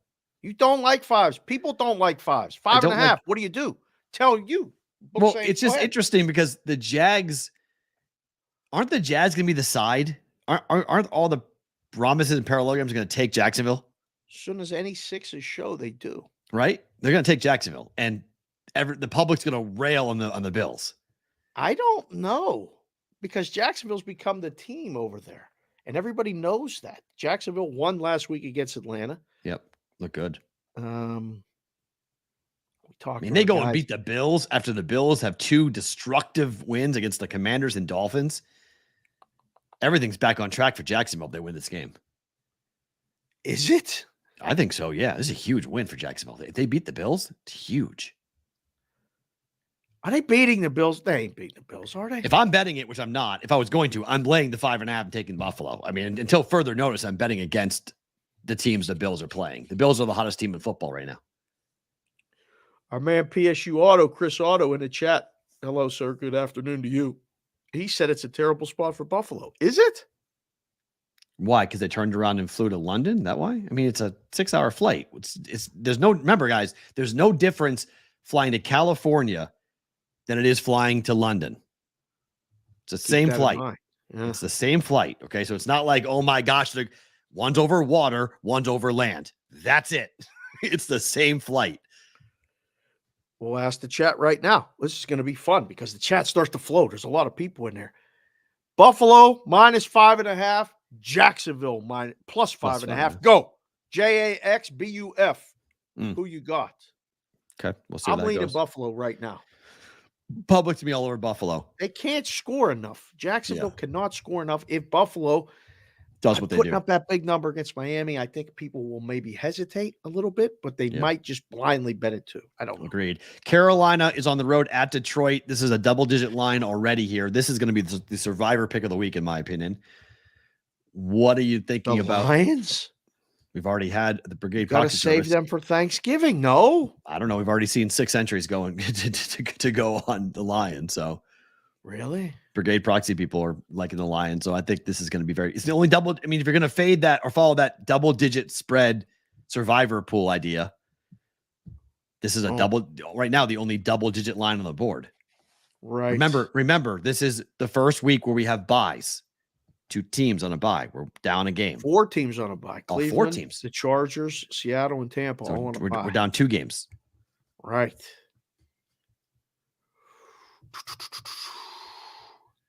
The Juice said it's 9 hours to fly from Buffalo to London, not 6.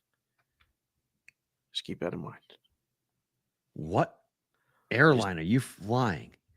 I don't know. It's not 9 hours to fly to London. I just read the chat. I don't know who's right or who's wrong. I don't know. Pilot. Now look, he's looking it up right now. The Juice. You got him right off the truck. Jeez. You better, if you're coming to chat, you better be right because there's connecting flights. This is what he did. He Googled it and didn't read connecting flights. Connecting flights. It's a connecting flight. Gets you every time. Direct flight, 6 hours. Is that what it says? Yeah. I mean, there's some. So here it is. All right. Oh boy. Depending on weather conditions and the route taken, flights can go anywhere from 6 hours to 8 hours. That's a big gap. I want to know if I'm flying on a plane, if I'm 6 or 8. They're flying private. They're flying direct. It's the quickest, fastest. It's 6 hours. Oh my. Okay. It's 6 hours. As the crow flies. That's what everybody says. Like, as the crow flies, but it's also as private airline flies. Like they have their own 747 full-size jet they're flying. So this is not like this portion of the show brought to you by Air Traffic Controller. I'm just saying the Buffalo Bills are not going to LaGuardia, checking their bags, going through security, going ahead and no. Why would they go to LaGuardia? They're in Buffalo. Well, sometimes, I mean, you fly overseas, sometimes you got to drive down to NYC to fly, potentially, sometimes. Really? Yeah. Or fly Buffalo to New York, which is stupid. Fly that connecting flight, which is 10 seconds. And then they got to reboard and all that other stuff. Maybe it Yeah. is going to be 9 hours. No. I don't know if I want Detroit in this game, minus the points. Oh, right. I'm talking about Survivor, though, just to win the game. Most selected game of the week. Yeah. I don't even think it's a debate. This is going to be the Survivor pick of the week. It is. Although, if people are going to save them, what's the backup plan to this? If you're not It's going to use hard. Detroit because you know Detroit's playing on Thanksgiving, Yeah, I actually don't. I mean, there's not like a slam dunk in my mind. you know what it is, don't you? No. Washington tonight. They're going to do it. There's going to be a lot of Washington survivors tonight. Get it done. Get it out. We beat the Bears. The Bears haven't won in the game of the year. Blah, blah, blah, blah, blah, blah, blah. They're going to take Washington. How many more times are you going to get to take Washington? Not that many. Yeah, it's fair, but it's only a 6-point line and it's dangerous on Thursday. I think there will be some people. Miami. That's what it is. Miami against the Giants.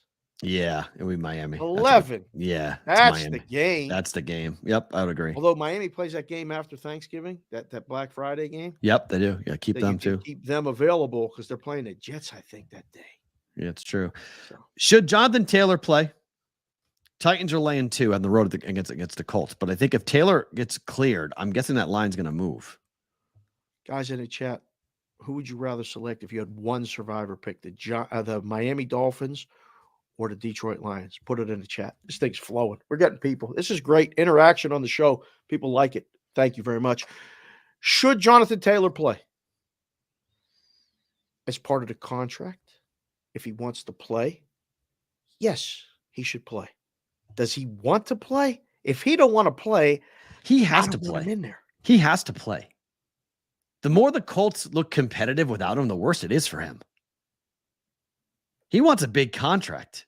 The only team that's really going to give him a big contract most likely is going to be the Colts, unless they trade him somewhere. But the asking price is so high that no one's going to give up what the Colts are asking for. He has to play to prove his value now. I mean, didn't what happened in the summer devalue the running back? It don't mean he could come and rush for 250 yards and 3 touchdowns, and people be like, he's still running back. But he's the best running back. The best of the running backs is still just that. Okay, fair. I don't know. Like, I don't know how much he can improve his value. He can improve it, but I don't know how much. If he don't want to play, isn't it ready-made for him going, like playing football, especially running back or wide receiver? Like, it's not something you can do half-assed. True. So you better be here. I'm ready to play. And not be mad about your contract, not be mad about your value, not be mad about your money. Go run mad and play so you don't get hurt. Because the worst thing that can happen. Agreed. You get hurt. He gets hurt. Now what? 0 value. Like this show. Apparently, we still have 0 value. Stop it. Ravens are laying 4. Sorry. Ravens are laying 4 at Pittsburgh. Is Matt Canada coaching for his job? You have a bye week next week. Man, quit coming for these people's jobs, but maybe. I'm not coming for your town is coming for his jobs. The really people on social media are saying that they're doing hunger strikes until Matt Canada gets fired. My buddy Moses the barber called me. He said, they're going to fire this guy. I'm like, it's Thursday. They're not firing him. The game's on Sunday. Let it go. Like, they ain't firing him now. I mean, will they fire him next week? If they got a guy waiting in the wings or they got somebody that can step up and do the job. But I still don't think they'll do that. It's just so unlike the Steelers. But I'm telling you right now, this is one of them games the Steelers are going to cover. Steelers are going to cover. That's the way I feel right now. The number on it. I don't think you're wrong because I think the Ravens winning by 3 is probably the right on that. Most likely of all the numbers is Ravens by 3. So taking the Steelers at home plus 4 is I like the play. They pushed this number up because intentionally. The look ahead number was short. I mean, it was under 3. So any 2s, 2.5s gone. Bye. See you later. Laid it all the way up to 4. And now both Circa and Caesars are testing the world right now, putting up the 4.5, saying, listen, you want Matt Canada? You want the Steelers? Come get it. We got 4.5. See what you're going to do. Najee if they went laid public. a second number, what's that? Right. Najee went public and said it's not on the coaching staff, it's on us, it's on the players. Stop complaining about the coaches. And there's been some pushback in Pittsburgh about that. He did say that? He basically said the players were soft. Basically said it's our fault. Stop whining. Coaches coach, players play. Blame the players. Don't blame the coaches. Wow. Otto, one of our guys in Pittsburgh, said if they lose and don't fire him, home games will get ugly. Uh-oh. Percy Roscoe said the Steelers are not covering. Chef B, said Canada's coaching for his job literally and figuratively. Wow. Venom. I mean, their offense is awful, Dave. It is. And their defense is good. So it's... If the offense isn't good at all, then the defense can't be elite because it just get tired. It get beat down. Yeah. It just turns into too many reps, too many games. Steelers lead the NFL in 3 and outs. That's not a category you want to lead the league in. No, and if points per play, they're one of the worst in football. Average points per play is bad. A lot of people that responded to the question a minute ago put the Dolphins instead of the Lions. There was way more Dolphins. Baltimore -4, Steelers +4. Chat BVB, who you got? I like to play with Pittsburgh. I think you're on the right side there. Do you? Yeah, I do. I mean, it's a black and blue division home game. It's a home dog in the black and blue division. It's just trusting Canada and trusting Kenny Pickett, who may not be healthy, is scary. I'll give you that. Can Zach Wilson win on the road against Denver? Oh, absolutely. Right? This defense is so bad. Denver's just horrible. They can't stop I don't anybody. care where, who, what. Who's playing this game, who's not, as far as, the sharps, the squares, the pros, the Joes. Yeah. The percentages, it doesn't matter. We've talked about this. It doesn't matter. Every book's different. It's 2.5. The total is 43.5. You saw Under. Denver last week. Wow, Under. 43. It's coming down. Under. Yeah, it's not under. Is it an under game? To me, it is. No one's scoring. See, I think the opposite. 21-17. Liking the over. I think it plays more like the Bears Denver did. Okay. But I think there's Jets have a good defense, though. They do, but it was 31-28. That was Bears Denver was 31-28. I don't see 31-28 in this game. You do? See 59 points being scored? Points. I don't think there's that, but I mean, 24-21. Can't see that? No, I can't see the Jets giving up 21 or 24 points to that offense for Denver. No. Talking about trading Jerry Jeudy. Are they really? Yeah. What a mess. Denver's a mess. You might as well just tank and get a quarterback and get rid of Russ. Oh boy, here we go. Now I'm just saying. I don't know. What's Denver playing for right now? They give 70 points defensively. Please don't besmirch Denver. We might go there for Nuggets like stuff. Really? Please don't. Nuggets? Please, Why? yeah. The Nuggets are the favorite to win the West. They're the favorite to go to the NBA Finals and stuff.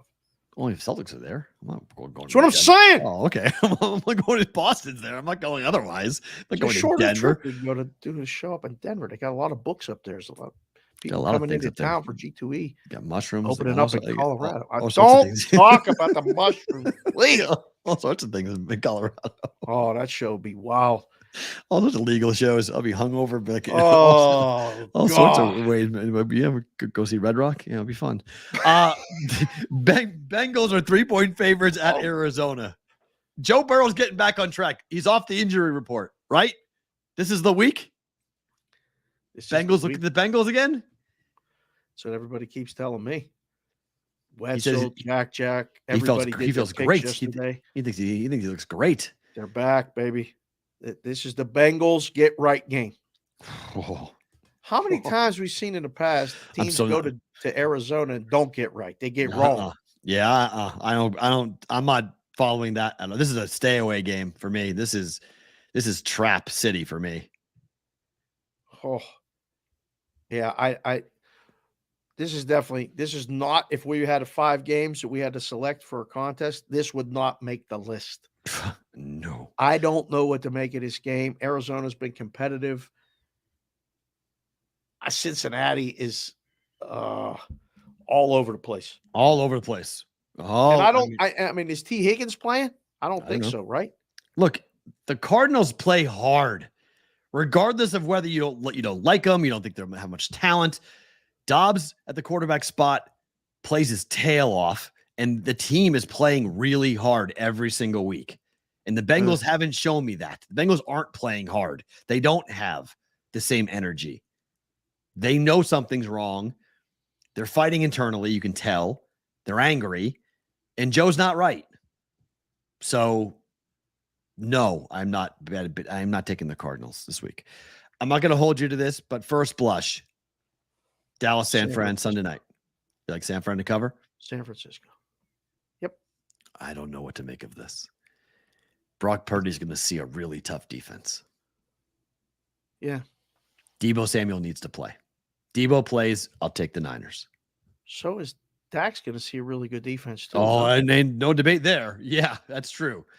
But the secondary for the Niners is much better than the Patriots because all the injuries that happened in that game really. Once Christian Gonzalez got hurt in that game, Patriots were toast.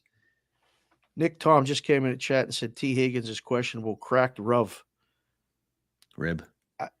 Is that what it says? RUV. I don't know what that means. He just misspelled Nick it. Tom. I don't know what that cracked rub is. Cracked rib. It's rib. Cracked missed rib. 2 letters. I mean, have a typo as 1 letter. Come on, Nick Tom. Thank you for coming in the show. I'm just giving you shit. That's It's a fine. cracked rib.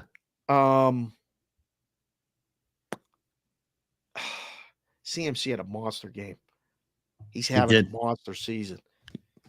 Dallas bottles him up. No, Isn't it funny that we talked about the CMC CMC MVP market? Now it's everywhere.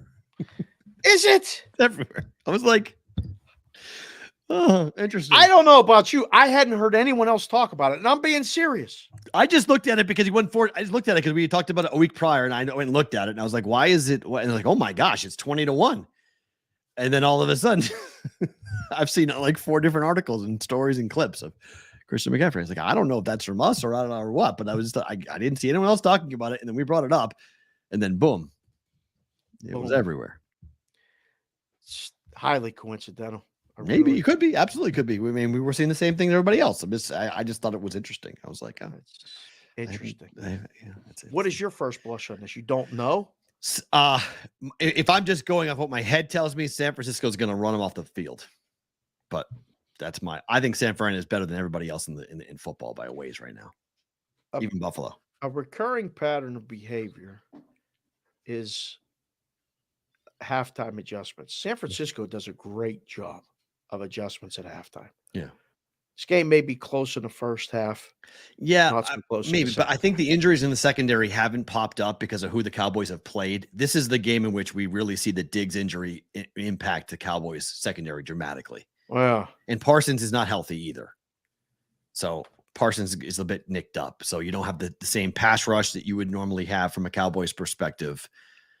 And I think this is where the Cowboy fan comes in with a fork and a knife and they're ready to eat. And they get punched in the face. No food for you? And they get jacked and they fall back up because were expecting something that they don't see coming. So We'll ask the chat for this one.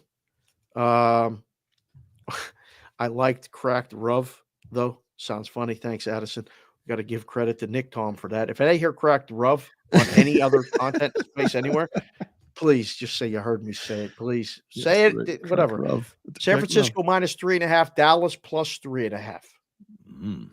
I think the line's perfect. I think you get 2-way action. This is not going to be like last Sunday where the books needed Kansas City for their lungs. Like that was one of those ones for their lungs. They needed the Jets to cover and Mahomes to slide, and they did. Speaking of sliding, what the hell's going on right now with the Kansas City, Minnesota line? It's down to 3.5. What the hell's going on? The board's lit up. I just clicked refresh. Every book 3.5 in the world just now went to 3.5 on Kansas City, Minnesota. What? Somebody not playing? No, so Kelsey. I'm looking What's for going on? Somebody in the chat. Alert. Send it out. Yes or no? No zombies. No zombies. I'm not seeing anything with the Chiefs at the moment. Wow. I don't know. Uh-oh. What Tom happened? Brady's Raider purchase held up over heavily discounted price. Oh. I Tom think it was Brady a to line. play again? Stop. What are you talking? He's done. Is he? Is Let Brady it go. Is Brady done? You're Bring being back ridiculous. Tom? No. They tried to slide in the cheap price. They can't do that. Well, I mean, what's the big deal? I mean, isn't it up to the guy who owns the team to determine what the price should be? I don't think so. I think you Why got to not? be, public, right? Because they're part of the league and antitrust laws and all that other stuff. You can't just make some up price. Hey, Tom, come in. I'll give you the discount price for Why not? 2%. I don't know. Maybe you can. I don't know. I don't know. You own something. Somebody find out what the hell happened just now with that Kansas City, It just, Minnesota. I don't see. I'm not seeing That anything. line was in 5.5 an hour ago. Yeah, I don't 2 know. points on a Thursday? Mahomes out. No. Is he hurt? Is that possible? No, I saw him at practice yesterday. I mean, I wasn't there. I saw it on TV. I don't know. Wow, that's a big drop on a Thursday. Yeah, there's nothing. I mean, Twitter doesn't have anything. There's nothing on ESPN. As right now, I don't see anything. So watch and see. Wow. I don't know. We got almost all San Francisco's. Yeah, of course you would. It's because Cowgirls plus 3.5. Cowgirls. Gosh, it's so. That's a Chef Benny special. Oh god. Yeah. Okay. Quick college football story. Yep. 85 scholarship athletes at Utah all will receive a 2024 Ram 1500 Bighorn truck as part of the NIL deal with the Crimson Collective, which is the fundraising arm now of Utah Utes football. Any problem with 85 scholarship players getting brand spanking new $75,000 trucks? Did you see the stipulations that came with it? 6-month lease. Don't mess it up. It's a lease. You can't mess it up. They're going to mess it up. They're going to mess it up. You can't do nothing inside the car. Right. Don't mess it up. Yeah. College kids in cars. Nothing goes on inside of them ever. Nope. Trucks, Sure. Big, yeah. big trucks, reclining seats. Yeah. Nothing goes on in those things ever. Title shots all over Utah. With football players. Oh, right. They're Mormons. They don't do that. Oh, right. Wink, wink, nod, nod. I forgot. Whoa. Come on now. That's laughable. They can't do anything inside of them. I love that stipulation. Practice. Oh, yeah. Sure. Uh-huh. No lift kits, no nothing. You can't adjust them. That's fine. Whatever. Yeah. Because they want to be able to sell the cars afterwards. The idea is you can buy Cam Rising's truck. Oh, really? Yeah, that's the idea. That's what they're doing. That's what the dealership's doing. They're going to say whose truck it was. You can buy it to Utah football fans. Is that a nice truck? Fuck yeah, it is. Whoa. A Bighorn? Yeah. Is it? Okay. Yeah. Is it loaded? Did it get the loaded ones too? Oh. A Bighorn is loaded. Yes. I know nothing about the trucks. Yes, that is a very nice. It's Rams top of the line model. Well, a Ram truck is, yes. I mean, that's what Ram does. I mean, that's yes. Bighorn. A Bighorn is one of the top of the line trims. Yes. So it's 1500. So it's a light duty pickup truck. Are they all painted the same? I don't think so. I think this is a picture. Say, that'd be very confusing if we all drive to practice and then I come out and I know which one is mine. Right. That's a great point. Yes. Which one is yours? They probably put their numbers on the side of it, would be my guess. They probably put like magnets on to know whose truck is whose. I don't want my number on the side. What if we lose? Everybody's going to know that's my That's a good point, right? Someone takes a shot at your vehicle. Yeah. It's not yours, though. But I mean, yeah, but I'm responsible for it with the lease. I could say, look, they came at me. I was parked at the apartment. They found out I dropped that pass and we lost, whatever. That'd be terrible. I don't want my number on the truck. Yeah. So it's got to be different. A fully loaded truck. It's 60,000. Sorry for this truck. But what's interesting? A truck is 60,000. Where have you been? I ain't looked for a truck for a long time. Oh, you don't want to look at truck prices then. Are trucks 6 figures? Most nice trucks will run you 90,000. Did you say 90 or 19? 90,000. $90,000 for a truck. Yeah, that if you want gets if you want a nice gas mileage. and you want a nice Ford F-150, nice fully loaded truck, Yeah. absolutely. 6 figures for trucks is simple now. Not even a question. Easy.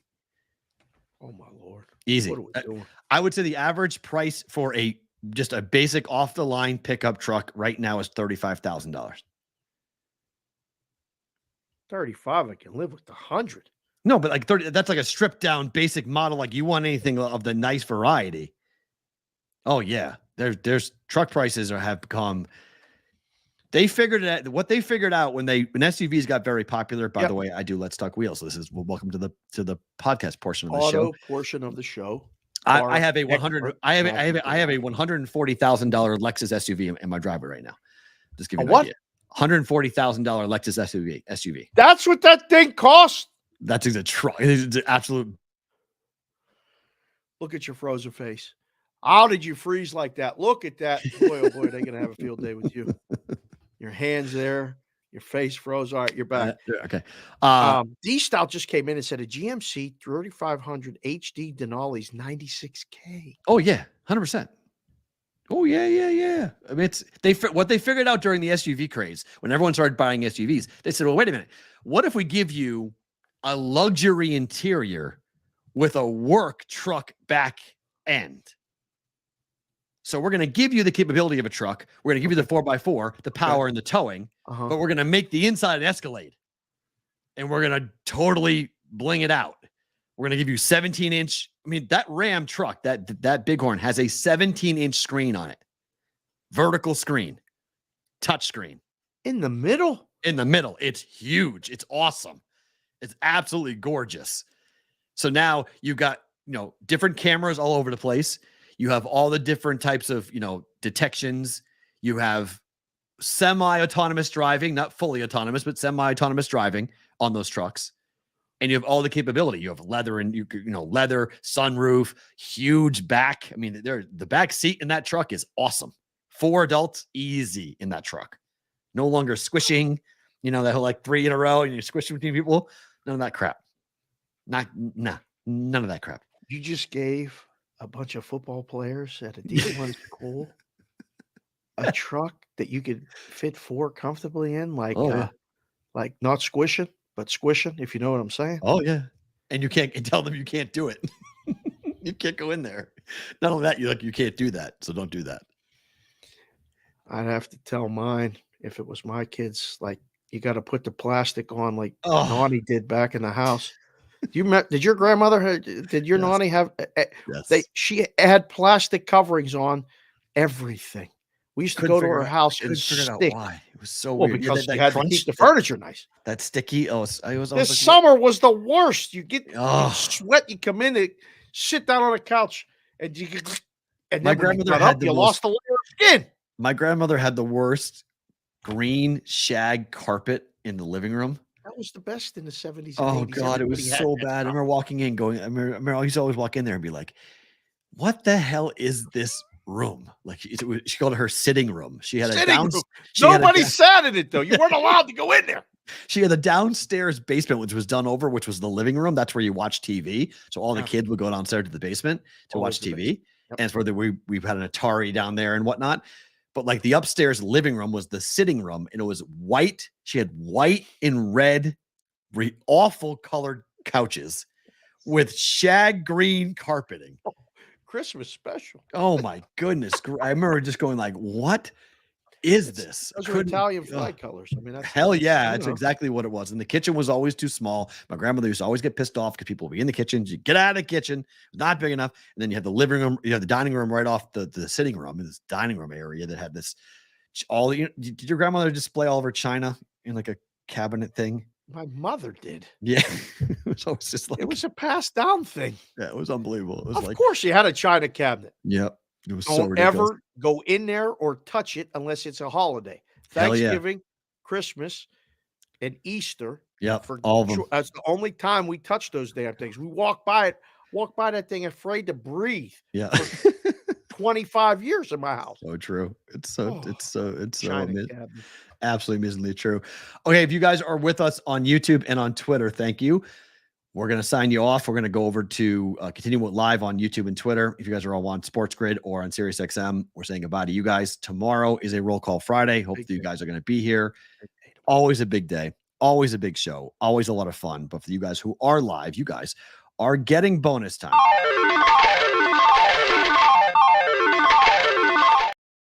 What did Kincaid call this? Crap time? Bonus crap something? I don't know what he called it. Craptastic? I don't remember. He just said the extra time thing is funny. He said my name is White Milk. It's awesome. It's phenomenal. Okay, two quick stories before better to book it.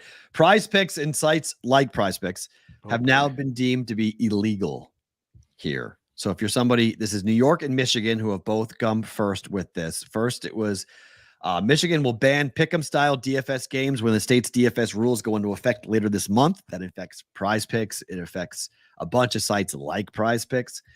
In New York, they said a statement was issued by Prize Picks. Their spokesperson came out and said this about New York also, who went first, saying these style games are illegal, saying today's New York's DFS pick'em ruling from Prize Picks spokesman. We are meeting regularly with the New York Gaming Control to discuss the future of fantasy sports in New York. We are grateful for the advocacy efforts from many of our members in the state, and we will work with the policymakers to ensure they can continue to play the fantasy sports they know and love.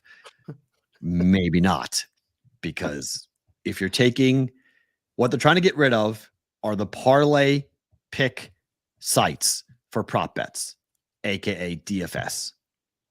So you're coming up with one bet, multiple legs that gives you a payout that they've been calling daily fantasy, which really has not been daily fantasy. It's parlay betting. Yes.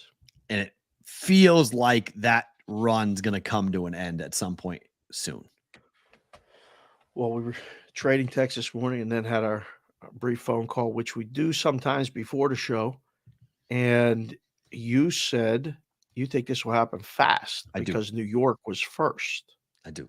Like where the push will be. After show crap is what Kincaid called it. After show crap. Okay. Yeah, after show crap. Thank you. ASC. I'm not buying it. I like BVB bonus time, but thank you, Kincaid, for the offer. How fast do you think this happens legitimately? I mean, we done by the end of football season where you're not doing, you're not being able to do this anywhere? Not anywhere. This is big in California. They're not going to just stop doing this there. I wouldn't say anywhere. I would just say New York is going to give cover for any state that is thinking about it to do it. That's wavering. Michigan was that. Bam. I mean, New York did it. A week later, Michigan, bam, they followed. So my gut tells me Massachusetts, Pennsylvania, they go next. Ooh. They'll be the next two that will take it down. Ooh. And then it'll just kind of go from there. Illinois, probably be the one after that. Then it's my question is, are we going to see a non-legal state go after the prize pick model? Not just them, but all of them. Because that's my point. Because if you have legal sports betting in your state, I don't know how big Prize Picks actually is, because you're probably betting with books. Those types of sites are monster in Florida, Texas, California. It gives you the chance to do gambling style apps in non-legal states. Right.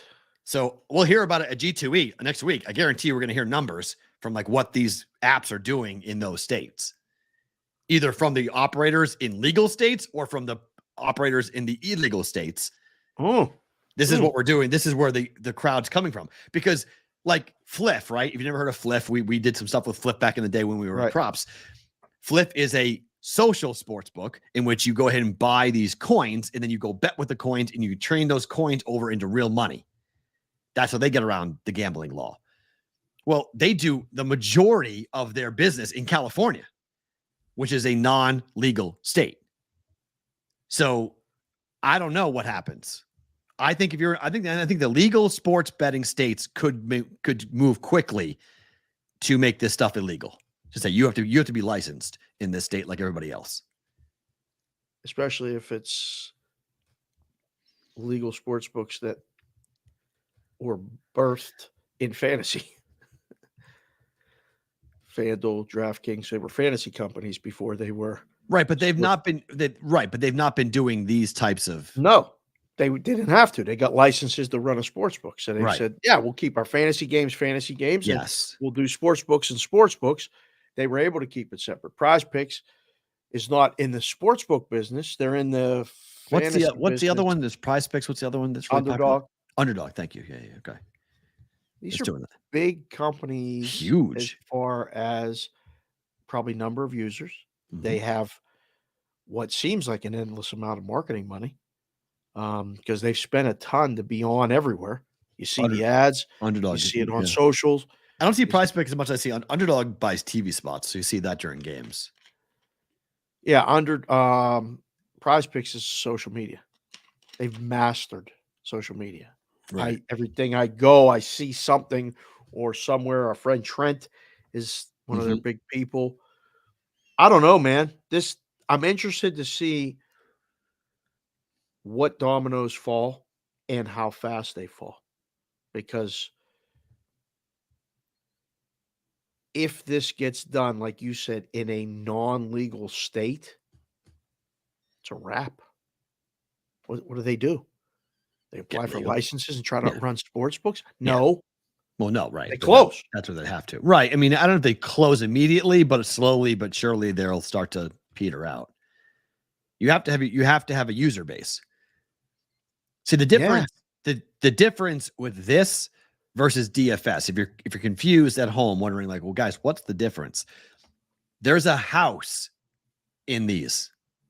DFS is supposed to be peer-to-peer, where you're buying into a daily rake.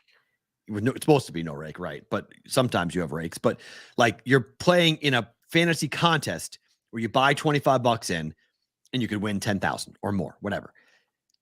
You need users, you need people to feed those contests. So like when DFS went illegal in New York and they classify it as gambling, that's why the DFS community almost fell apart. Yeah. That was a monster moment. Now they did some things around it. They saved it past being legalized or gambling being pulled down from being illegal state by state. That enabled, they stopped worrying about that in New York, and DFS now took off.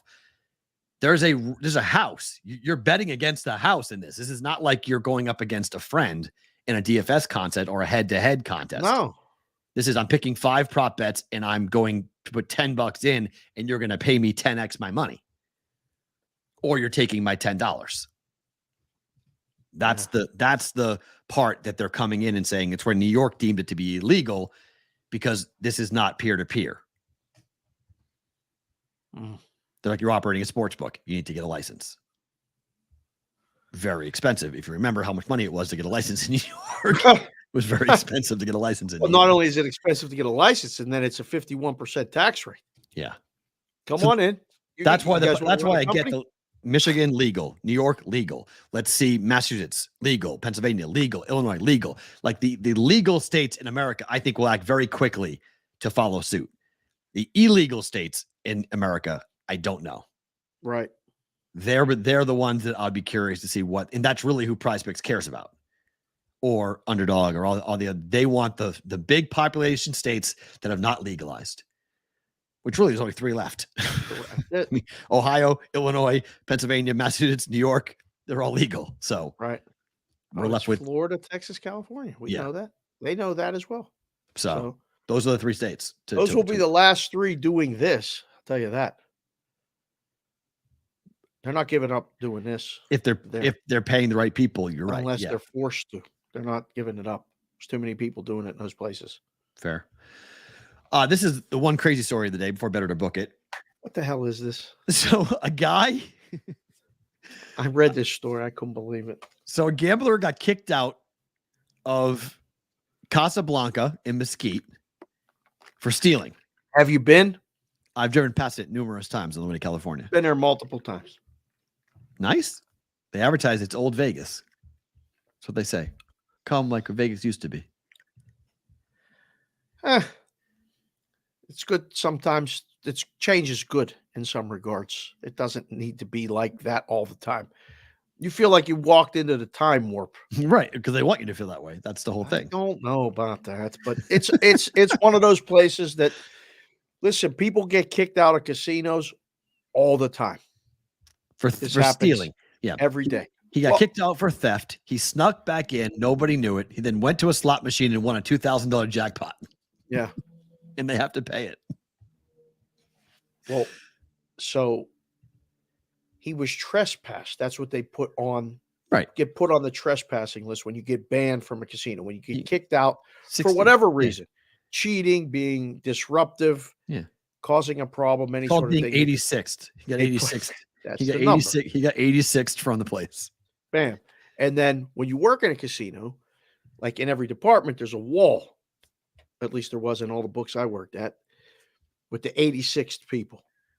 And if you see them, you're supposed to say, hey, that guy's on the wall. That woman's on the wall. She's here, there, he's here. You alert security. They say, tap him on the shoulder. You're on the list, 86. You can't be in here. This guy 7 times.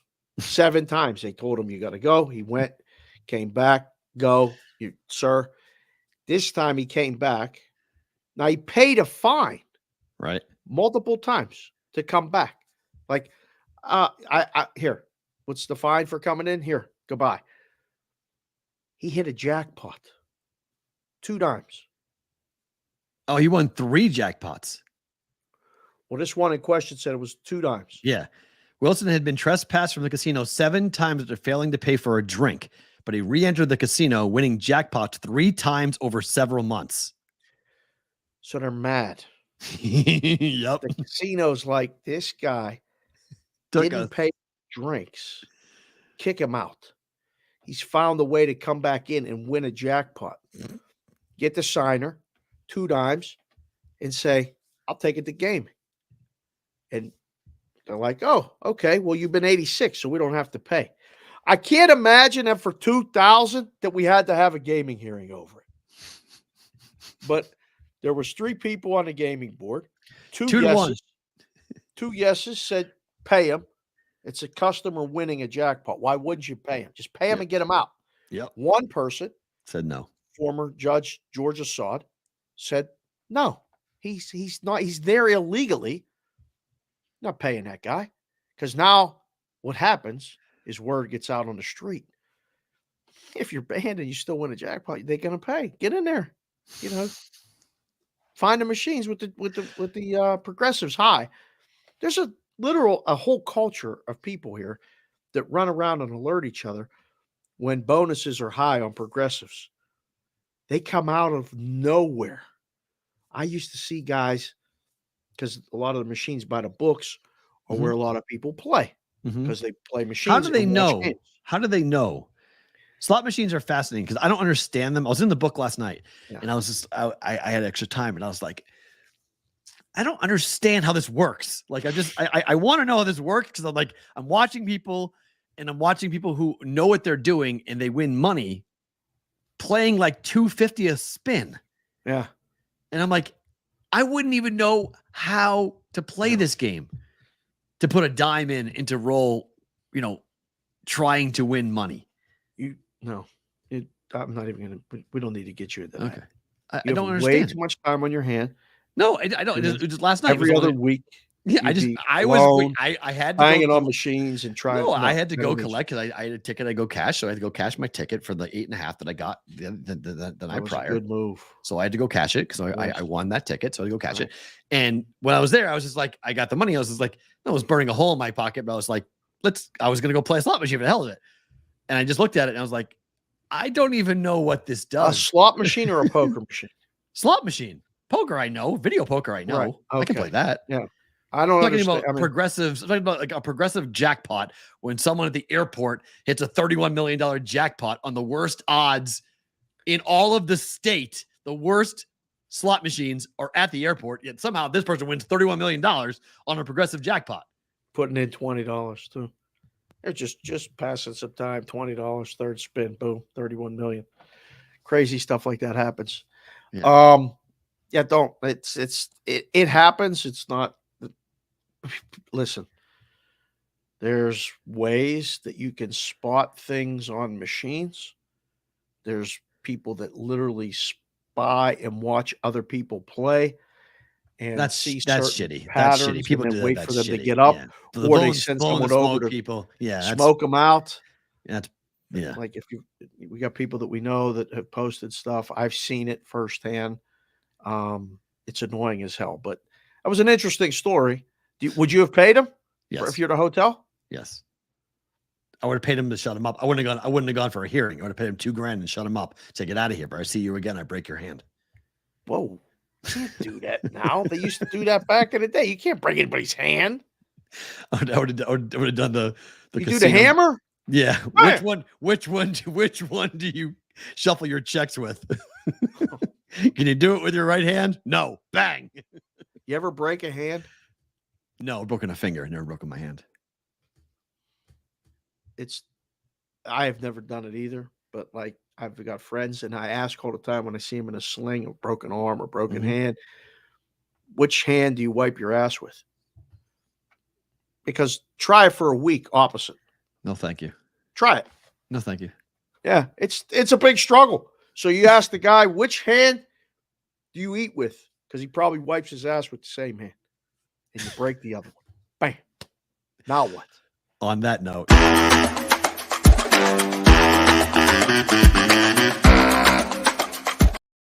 Or better to book it for you. Actually, 5. Over 44.5 Commanders Bears. Better to book I like it. Bet it. Okay. Field to throw a pick. Minus 128.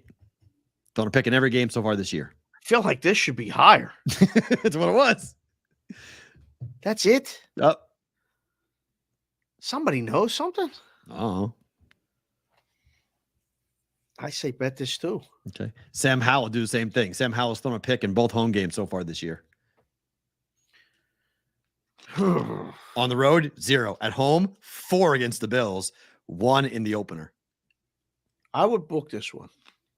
I don't think he does. I got to rely on the Bears to get a pick. Yep. It's possible. Deflection. But I don't think he does. Okay. Howell over 13.5 rushing yards. He's done this. He's had 13 game? or more in 3 or 4 of the games. 40 yards last week. He's running more. 6 carries for 40 yards last week.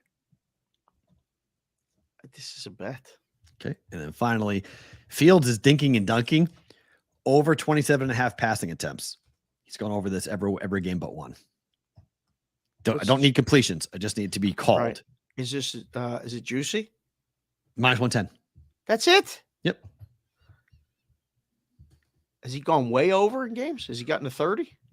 Oh, has he gone way over? Hold on. I had this last night. Justin Fields.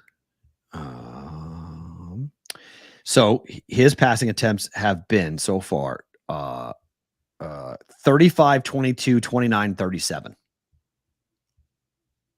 Oh, gone over. I was going to say the number should be 29 and a half. That's what I was thinking it. Okay. So I figure him to get 30 pass attempts, but I mean, he went way over that number twice. Yeah. First game, 37 in home games against the Bears, against Green Bay and against Denver, way over. On the road against Kansas City and Tampa Bay, 29 and 22. Game script kind of dictated the Chief game because they lost 41-10. Right. They were getting killed. So it didn't matter to have him throw the ball that much, but they've got this dinking and dunking offense that they've now integrated with him where he's just like 5 yard, 5 yard, 5 yard. So it's not completion, not yardage. It's just, I need 28 passes called during the game.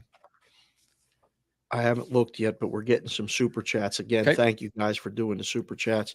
It's a button you hit while you're watching the show live. Throw something up there, whether it's a bet, a comment. We'll get to it here at the end of BVB bonus time or extra crap or whatever Kincaid called it. Yeah, you do that. You betting or booking it?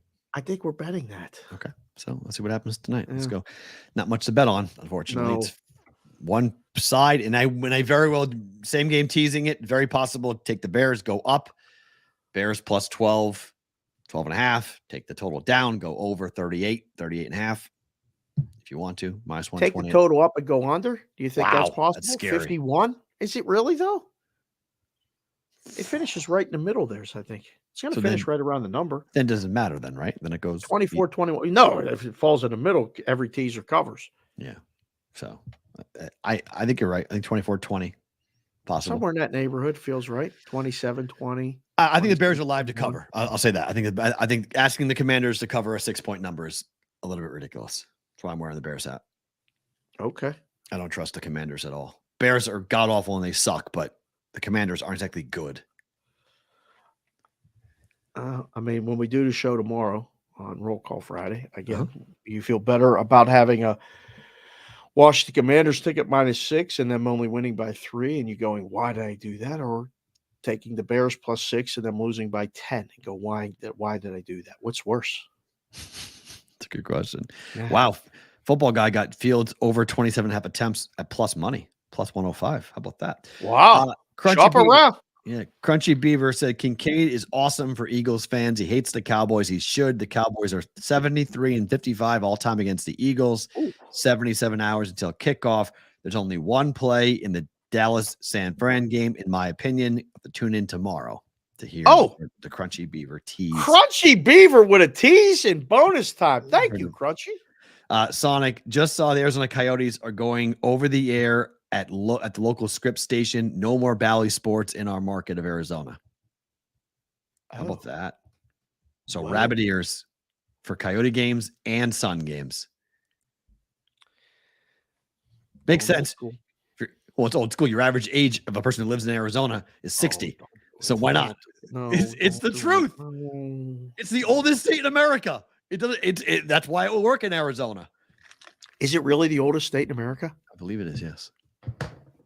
Older than Pennsylvania? What? Really? Oh, Pennsylvania's old, man. People come and they never leave.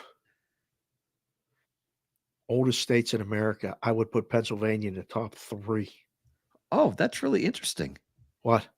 Is that true? What? Okay, so the oldest Oh, I love when you do this. So your mind's racing right now. What? Maine is number 1. Well, there's not that many people there. Age skews up. Florida is 2. Oh, everybody retires there. Okay. Arizona's 12th. Yeah. Where's Pennsylvania? 9th. Huh. Florida's 2. West Virginia. This is percentage of people over the age of 65. Maine is 1, 21.8%. Florida, 21.3%. West Virginia, 20.9%. Vermont, 20.6%. Delaware, 20%. Montana, 19.7%. Hawaii, 19.6%. New Hampshire, 19.3%. Pennsylvania, 19.1%. South Carolina, 18.7%. Oregon, 18.6%. And Arizona, 18.5%. Huh.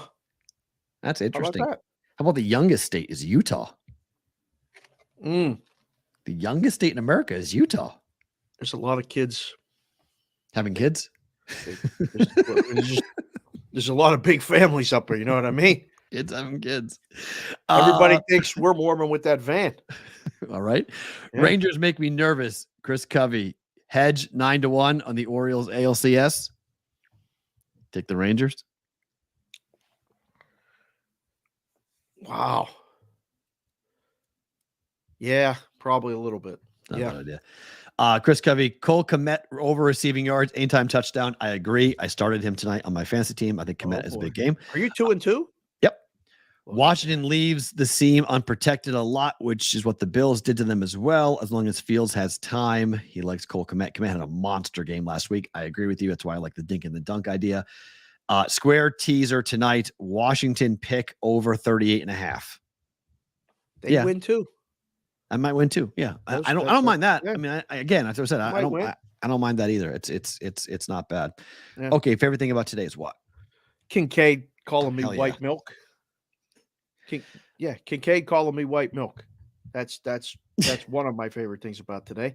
Seeing John Kincaid so far, my favorite thing about today. Listen, man, we've talked about it so many times. We've taken texts, DMs, calls, met people. I got one I got to answer after the show's over. Someone's in trouble. Yeah. I mean, I love doing the show because one, I get to talk to you, but we get to talk to so many people that are going through some stuff. Yeah. And I hope, John was on for 25 minutes, whatever it was. And you guys reach out to him at John Kincaid on the Twitter, do your thing. Like just so he knows, because there's times when you don't know and you feel alone and, you got things in your mind's racing. And, he responded in 30 seconds when I texted him this morning. He said, "Hey, you want to come on the show, talk about Phillies?" And can't wait. What time? That's immediately what came back. And I said, "Well, how do you feel?" You know what he said? Like shit. Oh. And I was like, "Are you all right?" He said, "We'll talk about it on the show." Okay. And that was it. I didn't ask. So I didn't know what to expect. But I mean, then we traded a couple more texts, and I was like, he said, "You haven't seen me. My hair's gone, this and that, all this other." I thought he looked great, Yeah. My gosh. you know, and you just don't know ever. You know, we've had some crazy week, man, with Wakefield and Russ Francis at the beginning of the week. We're talking about that. Seeing John Kincaid today is the best thing about today so far for me. Amen to that. I concur with that. And then the other thing is what you sent to me, that the NFL, according to the New York Post, pushed its TV partners, NBC, CBS, Fox, and ESPN, to run free Taylor Swift movie promos this past week. Only NBC and ESPN were the ones that ultimately did it. Some TV execs speculate the NFL's end goal is to get Swift for a halftime show for the Super Bowl because she won't do it unless they pay at the moment. Just saying. Free on the number one show on TV. Remember I said to you, when was that placed? I said, I need to know when that was placed because that will tell a lot as to what's going on with Taylor Swift, conspiracy theories, Travis Kelce, and the NFL. Even Travis Kelce himself on his podcast yesterday with his brother said, it's been over the top. It's too much. The NFL has done too much with it. Because I think even he realized, what the fuck did I do? What did I do? I completely fucked my whole life up. My teammates are pissed off. My whole market's pissed off. This is supposed to be just a nice little bounce. I'm trying to get my Q rating up. I want to be an actor when I go out. Instead, I got a tsunami of these, 19-year-old girls. They're all over me. I don't know what the fuck's going on now. I was trying to go on a nice little platonic date and hang out with someone that I liked and a girl I thought was cool. Not all this. I didn't ask for all this. No. They asked NBC and NBC said yes. It's not like Super Bowl prices, but I would love to find out what a New York Jet Sunday Night Football spot for 30 seconds would run on NBC Sunday Night Football. We got anybody that knows? It's got to be multi millions for a 30-second spot. 5 million, 7 million, 10 million. Oh. And they're like, here, Taylor, here. Just saying. There's a whole lot of conspiracy bullshit rolling around here, and that is not a good look for the NFL, and it's not a good look for Taylor Swift or Travis Kelce. This thing probably goes away fast, in my opinion, because people are starting to get annoyed with the whole thing.